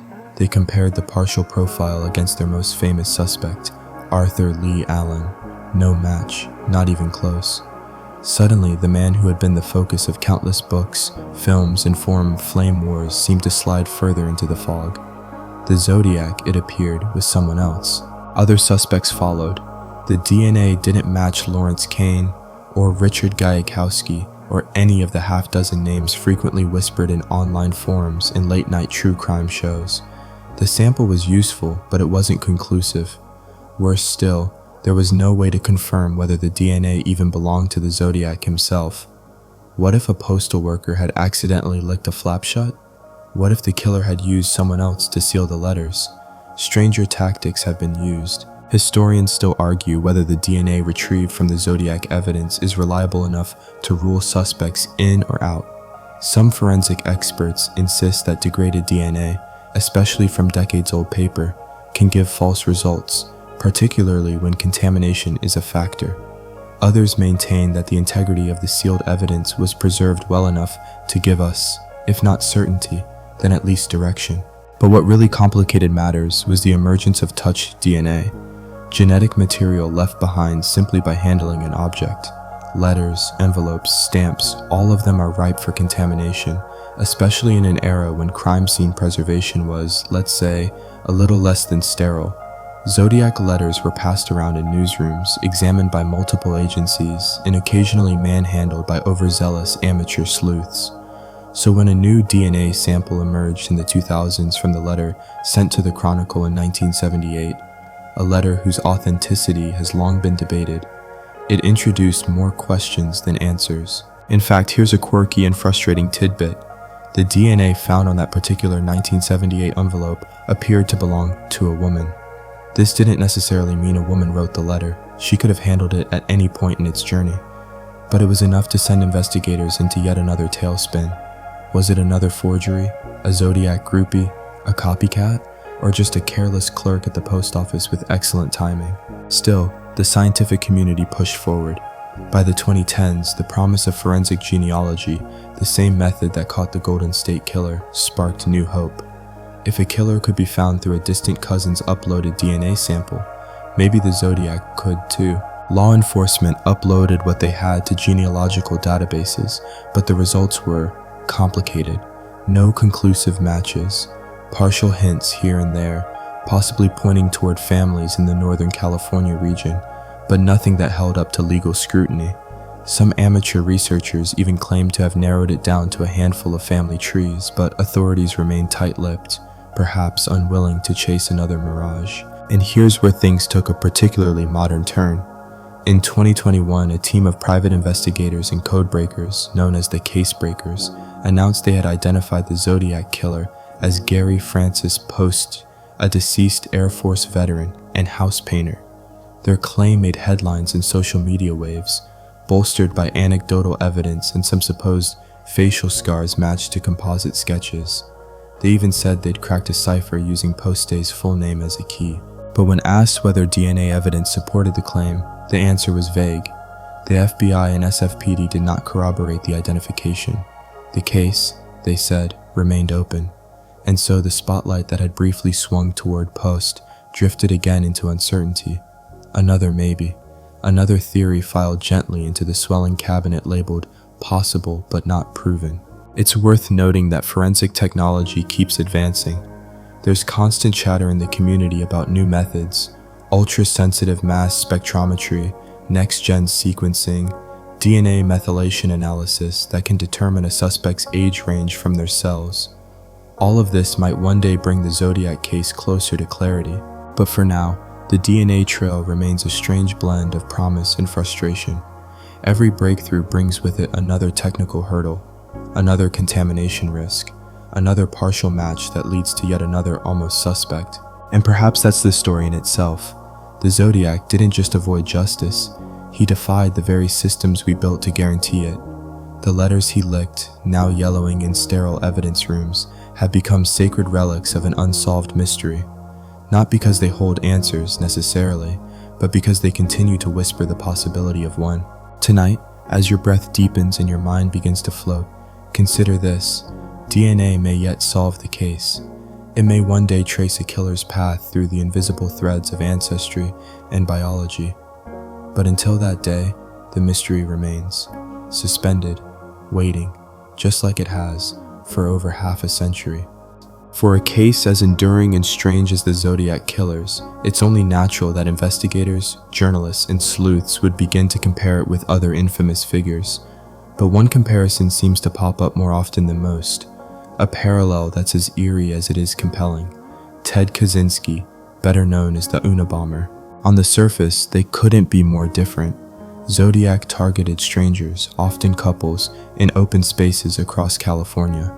Kaczynski mailed explosives to specific individuals, professors, technologists, airline executives, people he considered cogs in the machine of modernity. But once you peel back the layers of behavior, tone, and intent, something curious emerges. Both were letter writers, both communicated with the media, both used codes and ciphers, both positioned themselves as smarter than the rest of the world, and most unsettling of all, both seemed to crave not just terror, but understanding. Kaczynski's arrest in 1996 sparked immediate interest among those still obsessed with the Zodiac case. Here was a brilliant recluse with a background in math, a love of ciphers, and a documented pattern of sending long, dramatic manifestos to the press. Sound familiar? Kaczynski's writing style also had echoes of the Zodiac, taunting, moralizing, and strangely eloquent in a clipped, emotionless way. Analysts went digging. They compared syntax, punctuation, vocabulary choices. Some noted both men favored capital letters for emphasis. Both switched erratically between casual phrasing and formal, almost academic turns of phrase. Even their insistence on specific language, like I shall instead of I will, sparked a mini controversy on Zodiac forums. And then came the handwriting comparisons. Though Kaczynski printed his letters more often than he wrote them in cursive, investigators couldn't help but overlay the two, side by side, frame by frame. Similarities? A few, but no smoking gun, just enough to make people whisper. One mainstream historical fact that adds intrigue here. Both cases involved the FBI's Behavioral Analysis Unit, and both left the Bureau baffled at times. Kaczynski evaded capture for nearly 2 decades, despite a nationwide manhunt. Zodiac, well, he never was caught. The psychological profiles even overlapped in places. High intelligence, deep resentment, social withdrawal, a fixation on control. Still, when Kaczynski was eventually arrested, fingerprint analysis, timelines, and verified locations ruled him out as the Zodiac. His movements didn't match the Zodiac murders. His writing, while eerie in tone, didn't exhibit the same pacing or obsession with games. And Kaczynski's violence, as ideological as it was personal, didn't align with Zodiac's more chaotic and theatrical motives. So, officially, he was crossed off the list. Unofficially, he never really left. There's something about Kaczynski's existence that seems to haunt the Zodiac investigation, as if the Unabomber showed investigators what the Zodiac could have been. A loner in the woods, surrounded by manifestos and bitterness, orchestrating a campaign of terror through the US Postal Service. The comparison, even if factually incorrect, became emotionally irresistible. And here's a fringe tidbit that only added fuel to the fire. Kaczynski, in his infamous Industrial Society and Its Future manifesto, quoted various historical and philosophical figures, just as Zodiac did in his letters. Both men demonstrated a fascination with larger systems, Zodiac with astrology, codes, and symbols, Kaczynski with technological oppression and human psychology. The difference? Kaczynski wanted to explain himself. Zodiac wanted to remain a riddle. That distinction became a point of philosophical debate among investigators and crime historians. Which is more frightening, a killer with an ideology or one who kills for amusement and control? The Unabomber left behind a clear trail of thought, however misguided. The Zodiac left behind a shrug, an open-ended cipher that made even the violence feel like a literary device. Still, the overlap between the two men triggered a deeper realization among criminologists that the line between intellectualized violence and impulsive brutality might be thinner than we'd like to believe. Both Zodiac and Kaczynski operated with a sense of superiority. Both wanted to control their narrative. Both saw their acts as more than just violence. They were making points, constructing meaning through blood and ink. That made the Zodiac, in particular, much harder to chase. He could be anyone, a teacher, a college dropout, a postman, an amateur code breaker with a paperback copy of The Mikado, and a flair for the dramatic. With Kaczynski, you at least had an ideology to pursue. With Zodiac, you had a ghost. And yet, ironically, Kaczynski's capture had a strange benefit for the Zodiac investigation. It reminded the public and law enforcement that even long-lost monsters could resurface. The notion that Kaczynski had lived quietly in a Montana cabin for years before being exposed sparked new hope. If he could be found after so long, maybe Zodiac could be too. That hope still echoes. Every time a new suspect is floated or a new DNA analysis is announced, there's a ripple of excitement across the Zodiac watching world. Because while Kaczynski's story ended in arrest, trial, and imprisonment, Zodiac's story still dangles, unfinished. And everyone, consciously or not, still wants their Zodiac moment, the one where the final letter is open and the final piece clicks into place. In 2023, after Ted Kaczynski died in prison, the old comparisons stirred again. Obituaries noted his crimes, his manifesto, his elusiveness, and somewhere in the comment sections and forums, the same old theory popped up. Are we sure he wasn't Zodiac? We are. But the fact that people still ask says something powerful about the Zodiac's grip. He remains the unsolved benchmark, the ghost that all other puzzles are measured against. Tonight, as the world outside grows quiet and shadows stretch across the walls, think of it this way. Some killers are caught, dissected, and locked away. Others fade into legend, their stories absorbed by the ones that followed. And then a few, just a few, remain at the center of the mystery forever. Not because they were never seen, but because they were never understood. By the early 2000s, the Zodiac Killer case had spent over 3 decades in the public imagination. Too strange to forget, too cold to solve. Law enforcement, bound by procedures and limited time, could only do so much. But that's when another force quietly stepped in to pick up the slack. Not professionals, not agents, not crime scene experts. No, this new wave of energy came from an entirely different breed. The amateur sleuths. They didn't wear badges, they weren't formally trained. Many of them didn't even leave their living rooms. But armed with laptops, libraries, and an undying obsession, these ordinary citizens began devoting years, even decades, of their lives to the Zodiac case. The tools may have changed over time, but the motive remained the same: to find the answer that had eluded everyone else. They called themselves many things: zodiacologists, web sleuths, citizen detectives, but their work was serious, methodical, and in many cases, shockingly detailed. They created message boards, cross-referenced police reports, scrutinized maps, and built digital reconstructions of crime scenes. And they weren't just daydreaming. Some of them uncovered patterns no one had noticed before. One of the earliest and most influential online forums was Tom Voigt's ZodiacKiller.com. Created in the late 1990s, it became the beating heart of the amateur investigation, a place where theories were dissected, evidence uploaded, and tempers occasionally flared in all-caps arguments over things like the slope of a letter D or the trajectory of a flashlight beam on Lake Herman Road. The sheer amount of data that amateur sleuths assembled is staggering. Some members of the community spent years building suspect profiles. Others cataloged every Zodiac reference in media and public records. Still others focused on cipher work, running algorithms, and even developing their own decoding software in hopes of cracking the infamous Z340. In fact, a major cipher breakthrough did come from a trio of amateur codebreakers. In 2020, David Aronchak, a software developer from Virginia, along with Belgian computer programmer Jarl van Eyck and Australian mathematician Sam Blake, finally cracked the Z440 cipher. After over 50 years of failed attempts, the message within was finally revealed. I hope you are having lots of fun in trying to catch me.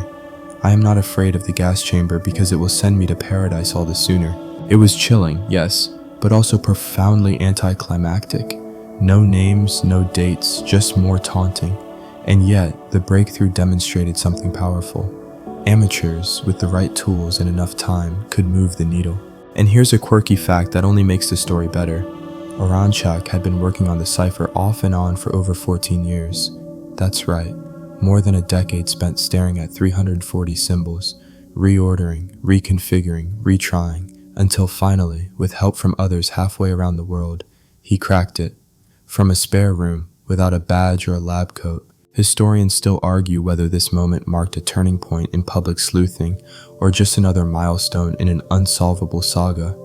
But one thing's certain, amateur detectives have earned their seat at the table.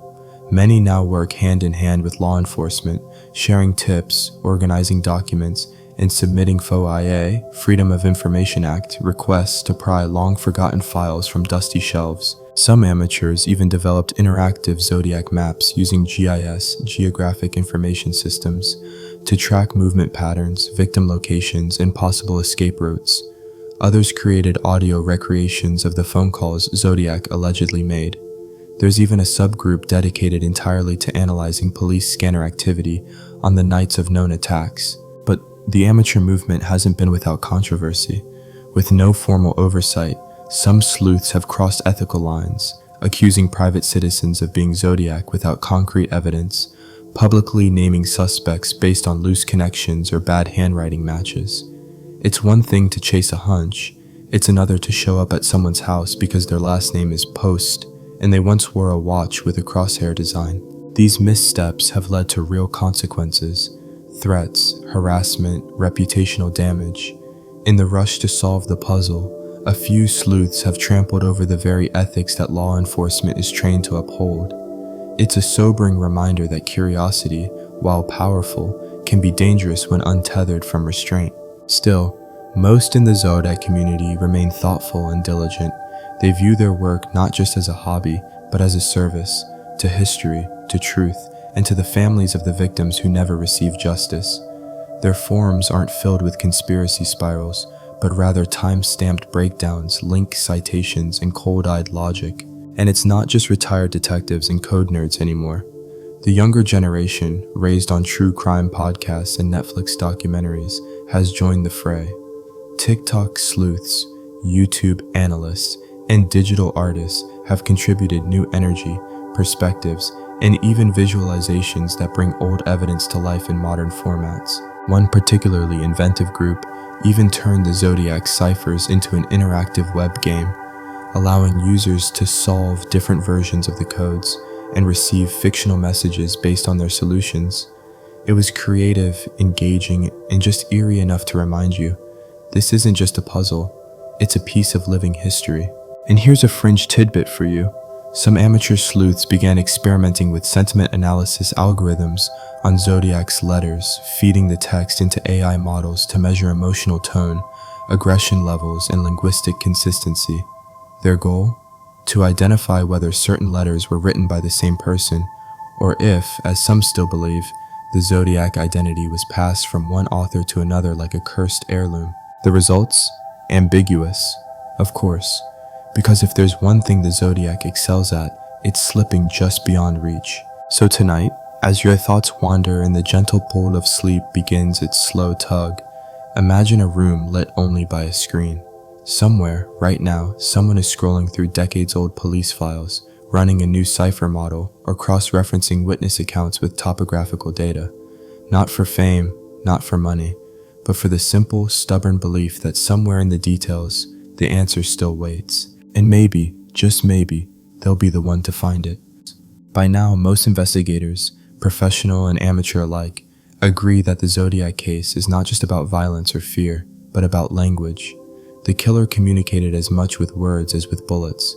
Every letter, every cipher, every taunt was carefully constructed, not just to threaten, but to perform. And for a growing circle of forensic linguists, literary analysts, and curious word nerds, the question isn't just who wrote the Zodiac letters, but how. This brings us into the realm of linguistic forensics, a field that analyzes how people use language to identify them. It looks at syntax, how sentences are structured, word choice, idioms, misspellings, grammar quirks, and even punctuation habits. Because just like handwriting or fingerprints, our use of language contains unconscious patterns, what some experts call a linguistic fingerprint. And the Zodiac? He's got a pretty strange one. At first glance, his letters appear crude, aggressive, and riddled with errors. Words like paradise instead of paradise, or repeated phrases like, I will not give you my name. But the deeper you dig, the more intentional the chaos starts to seem. Was it poor spelling or a calculated mask? Was he trying to appear less educated, or hiding behind layers of linguistic misdirection? Some forensic linguists think the latter. When Zodiac uses misspellings, they're often inconsistent. He'll misspell a word in one sentence, then use it correctly a few lines later. If he didn't know how to spell Christmas, for instance, how could he use a complex phrase like satiated with blood? It's the literary equivalent of putting on a fake mustache over a tailored suit. One particular standout in Zodiac's letters is his unusual punctuation. He often places commas where none are needed, capitalizes random words for emphasis, and uses ellipses in strange places. His sentences jerk and stop, lurching from formal to casual like a student toggling between a term paper and a text message. And yet, the overall voice remains oddly consistent, cold, taunting, smug. Here's a mainstream historical fact that ties into all of this.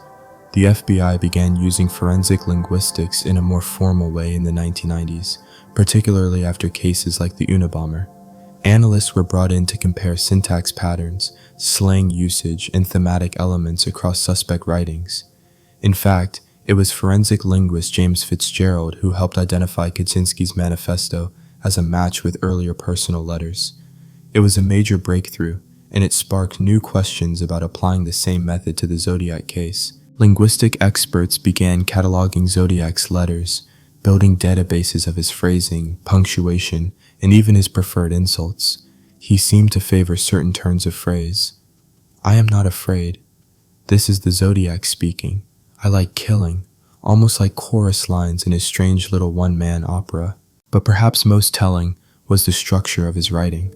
Several of his letters begin with a bold declaration, follow with a threat or demand, then veer into philosophical musings before ending with a cipher or closing riddle. It's a formula, one that reflects narrative control. The Zodiac wasn't just writing letters, he was constructing acts, like a playwright or screenwriter. And here's a fringe tidbit. One linguistic researcher claimed the Zodiac's use of rhythm and sentence length bore similarities to American beat poets, particularly the writing of Jack Kerouac.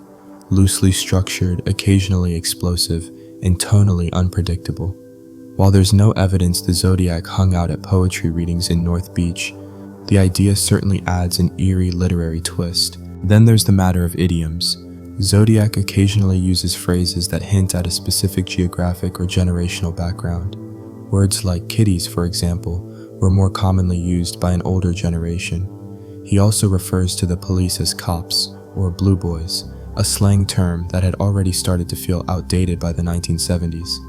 Linguists argue these clues could suggest he was born between the 1920s and 1940s, a generational anchor that aligns with the FBI's original profile. But the real challenge is comparison. To use linguistic forensics effectively, you need a verified writing sample from a suspect. Handwriting is visible. DNA can be gathered, but writing, that's private. Unless someone left behind journals, essays, or personal letters, you're left without a point of contrast. And in the Zodiac case, very few suspects had samples to analyze. It's like trying to solve a jigsaw puzzle when half the pieces were never printed. Still, progress has been made.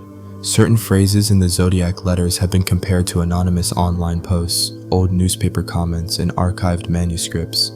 One group of digital sleuths even ran the Zodiac corpus through stylometric software, a program that detects writing style similarities based on hundreds of variables. The top matches? Nothing conclusive, but enough to raise eyebrows. And perhaps the most tantalizing part of all this? There's reason to believe the Zodiac wanted his writing analyzed. He sent ciphers, he quoted literature, he teased the media and mocked the police's intelligence. Everything he did suggested a hunger not just to be read, but to be studied, and maybe, just maybe, understood. So why hide behind fake spelling and bad grammar? Some experts argue it's because the Zodiac understood the power of unpredictability. A polished writer might seem familiar. A sloppy one keeps people off balance. By mixing eloquent phrasing with juvenile errors, he created a kind of linguistic camouflage, one that kept him hidden in plain sight. It's worth noting that forensic linguistics also considers the emotional content of writing, tone, mood, volatility, and Zodiac's tone shifts boldly. At times he's smug and playful, other times cold and distant. Occasionally he borders on poetic. His famous "When I die, I will be reborn in paradise" line has a kind of twisted serenity to it. And yet, for all his posturing, Zodiac's language always circles back to the same things: power, control, superiority. He writes not to confess, but to command. Not to connect, but to manipulate. His letters are less about communication than performance, less about who he is and more about how he wants to be seen. Tonight, as you settle deeper under the covers and the last sounds of the day fade into quiet, think about this. In a world built on language, a man once used words as his greatest weapon. Not bullets, not knives, words. And for all our progress, for all our forensic wizardry, those words still guard his identity like loyal sentinels, silent, sharp, and maddeningly intact. By now, the Zodiac case had become more than an unsolved crime. It was a full-blown industry. What began as a terrifying spree in Northern California had transformed over 5 decades into a sprawling ecosystem of books, documentaries, podcasts, merchandise, museum exhibits, and yes, even Zodiac-themed coffee mugs. And as strange as it sounds, the killer's lasting anonymity helped turn him into something both timeless and marketable. You can buy Zodiac Killer t-shirts online, limited edition posters, board games loosely inspired by the case. There are novelty mugs that say, "This is the Zodiac sipping," complete with the signature crosshair logo. Someone even once tried to trademark the phrase, "I am the Zodiac." It's safe to say that somewhere, the line between crime and consumerism got just a little blurry. It didn't happen all at once. At first, the media kept the Zodiac in the headlines because he was scary, not because he sold copies, but the longer the case remained unsolved, the more it evolved from a live emergency into a dark curiosity, then into a kind of retro thriller. The murders stopped, the letters slowed, and what was left behind wasn't just fear, it was mystery. And mystery in today's world is gold. Publishers noticed early. The first wave of Zodiac books appeared in the late 1970s, many penned by reporters or retired detectives. They range from thoughtful to speculative, with varying degrees of fact-checking. Some even pushed their own suspects with the energy of an infomercial. But these books sold. Readers couldn't get enough. People didn't just want the facts. They wanted the feel of the Zodiac case. The late-night paranoia, the foggy streets, the endless clues that led nowhere. One mainstream historical fact: Robert Graysmith's 1986 book, Zodiac, became a runaway success and arguably the most influential single account of the case. Graysmith, a cartoonist for the San Francisco Chronicle, wasn't a cop or a forensic expert, but he was obsessed. His book blended real evidence with personal theory, and though later criticized for accuracy issues, it laid the groundwork for David Fincher's 2007 film and a whole new wave of Zodiac fascination. And that fascination became a cottage industry. Crime tours in San Francisco added Zodiac stops to their routes. Zodiac-themed pub crawls popped up in the Bay Area. People started collecting authentic newspaper clippings and original prints of the cipher letters. Auction sites listed Zodiac artifacts, some real, some suspiciously realistic. There was even a failed Kickstarter campaign in 2015 to create a Zodiac Killer escape room. The premise? Players would decode clues and escape before the Zodiac returns. The campaign didn't reach its funding goal, but it wasn't for lack of interest. It just couldn't promise authenticity, which, in a strange twist, seemed to matter even when the villain was fictionalized. Meanwhile, Hollywood circled like sharks. Every few years, a new film or series pitched itself as the definitive take on the Zodiac story. Some leaned toward realism, others embraced the myth. A few went fully fictional, using Zodiac-like figures in small-town thrillers or psychological dramas. At this point, the Zodiac isn't just a killer, he's a genre. Podcasts joined the fray in the 2010s, riding the true crime wave with multi-part deep dives into the case. Some shows re-examined the suspects with fresh eyes. Others interviewed living relatives of victims or surviving witnesses. A few leaned fully into speculation, producing elaborate audio dramas that mix fact and fiction. The public devoured it all. Millions of downloads, thousands of comments, dozens of spin-offs. And here's a particularly strange tidbit. In 2019, a production company quietly registered a script titled Zodiac, the musical. No, it was never produced. Yes, it was exactly what it sounds like. A stage show blending jazz-era musical numbers with cipher clues and noir-style narration. It sounds ridiculous, because it is, but the mere existence of the idea speaks volumes. The Zodiac, unsolved and mysterious, had become flexible enough to bend into nearly any shape. Not everyone was thrilled. Families of the victims expressed discomfort with how easily the case piece was packaged for entertainment. For them, the Zodiac wasn't a pop culture character. He was the reason a sibling didn't come home, the reason a father vanished, a symbol of terror that never ended in justice. While the rest of the world solved ciphers for fun, they lived in the lingering shadow of a man who never answered for his crimes. Historians still argue whether the Zodiac industry has helped preserve the case, or distorted it beyond repair. On one hand, public interest has kept pressure on law enforcement, funded private investigations, and drawn new minds to old problems. On the other, it's introduced noise, half-baked theories, amateur gotchas, in media that values suspense over truth. Somewhere in between sits the reality. The Zodiac's legend is too big to dismantle now. He exists in documentaries, video essays, Halloween costumes, deep-cut Reddit threads, and slow-burn Netflix series with ominous violins and dimly lit interrogation rooms. He's more myth than man, more symbol than suspect, and, like all good mysteries, he's profitable. Here's one more quirky note for your midnight mind. In 2014, a San Francisco tech startup pitched a chatbot AI that could answer questions in the voice of the Zodiac Killer, using natural language processing trained on the killer's letters. The project was quietly scrapped after the internal ethical debates, but not before someone asked the bot, "Who are you?" It answered, "You already know." Of course it did. Tonight, as the lights dim and the world slips into quiet, think about this strange paradox. The Zodiac vanished, and yet he never really went away. He became the book you find on a dusty shelf, the code scribbled on a napkin, the clickbait headline that starts with "chilling new clue." He's the ghost who learned to stay alive not by returning, but by being retold. And somehow, that might be the longest con of all. The years stretch on, decades turn into half a century, and still, the question sits unanswered like a cipher with no key. Who really wrote the Zodiac Killer letters? It should be a solvable question. There were envelopes, fingerprints, postmarks, ciphers, handwriting, DNA, maybe. And yet, here we are. The killer remains faceless, the authorship murky, the trail still strange and wild and unpaved, and through it all, those letters remain, taunting, curious, elusive. Over the years, the case has been revisited so many times it has developed layers like geological strata. The official investigation, the suspect obsession, the cipher hunters, the literary analysts, the amateurs with digital maps and crime scene overlays. Everyone, in their own way, has been chasing the pen more than the person. Because, oddly enough, the Zodiac letters have taken on a life separate from the man who wrote them. Each one is a little museum of contradiction. Theatrical yet calculated, childish yet poetic, grammatically flawed yet sophisticated in construction.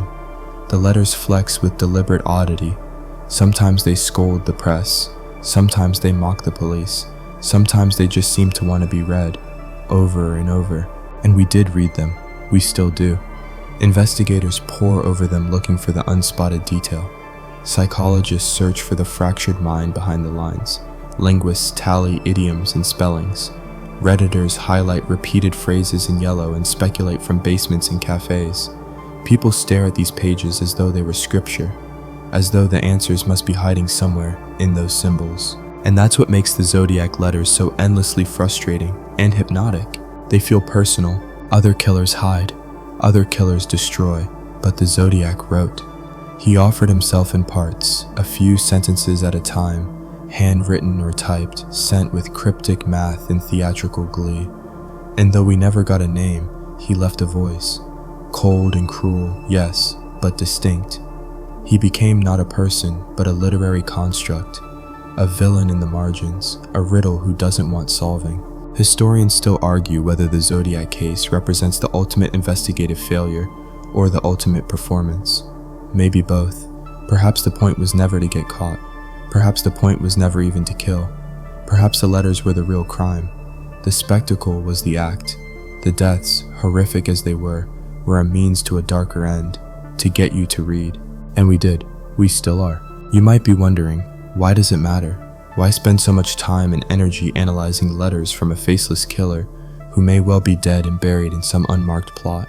Because we need to know that there's an answer, that the strange can be explained, that fear has a shape, a motive, a signature.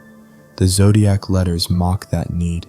They tell us again and again that some things refuse to be named. And here's the final, oddly human twist. Maybe the letters were written by one man, or several. Maybe one hand wrote them all, or maybe copycats joined the chorus. Maybe the inconsistencies were strategic, or the product of a fractured psyche. Maybe Zodiac was a genius, maybe just lucky, but no matter the truth, he created something that outlived him. An open loop, a voice that lingers without a body, a name without a face. He didn't just slip away, he wrote his way out of reach. So tonight, as your breathing softens and your mind drifts to gentler places, consider this. The letters, even now, are still speaking. They whisper from old archives and yellowed newsprint, from message boards and documentary scripts, from tattered folders and forgotten filing cabinets.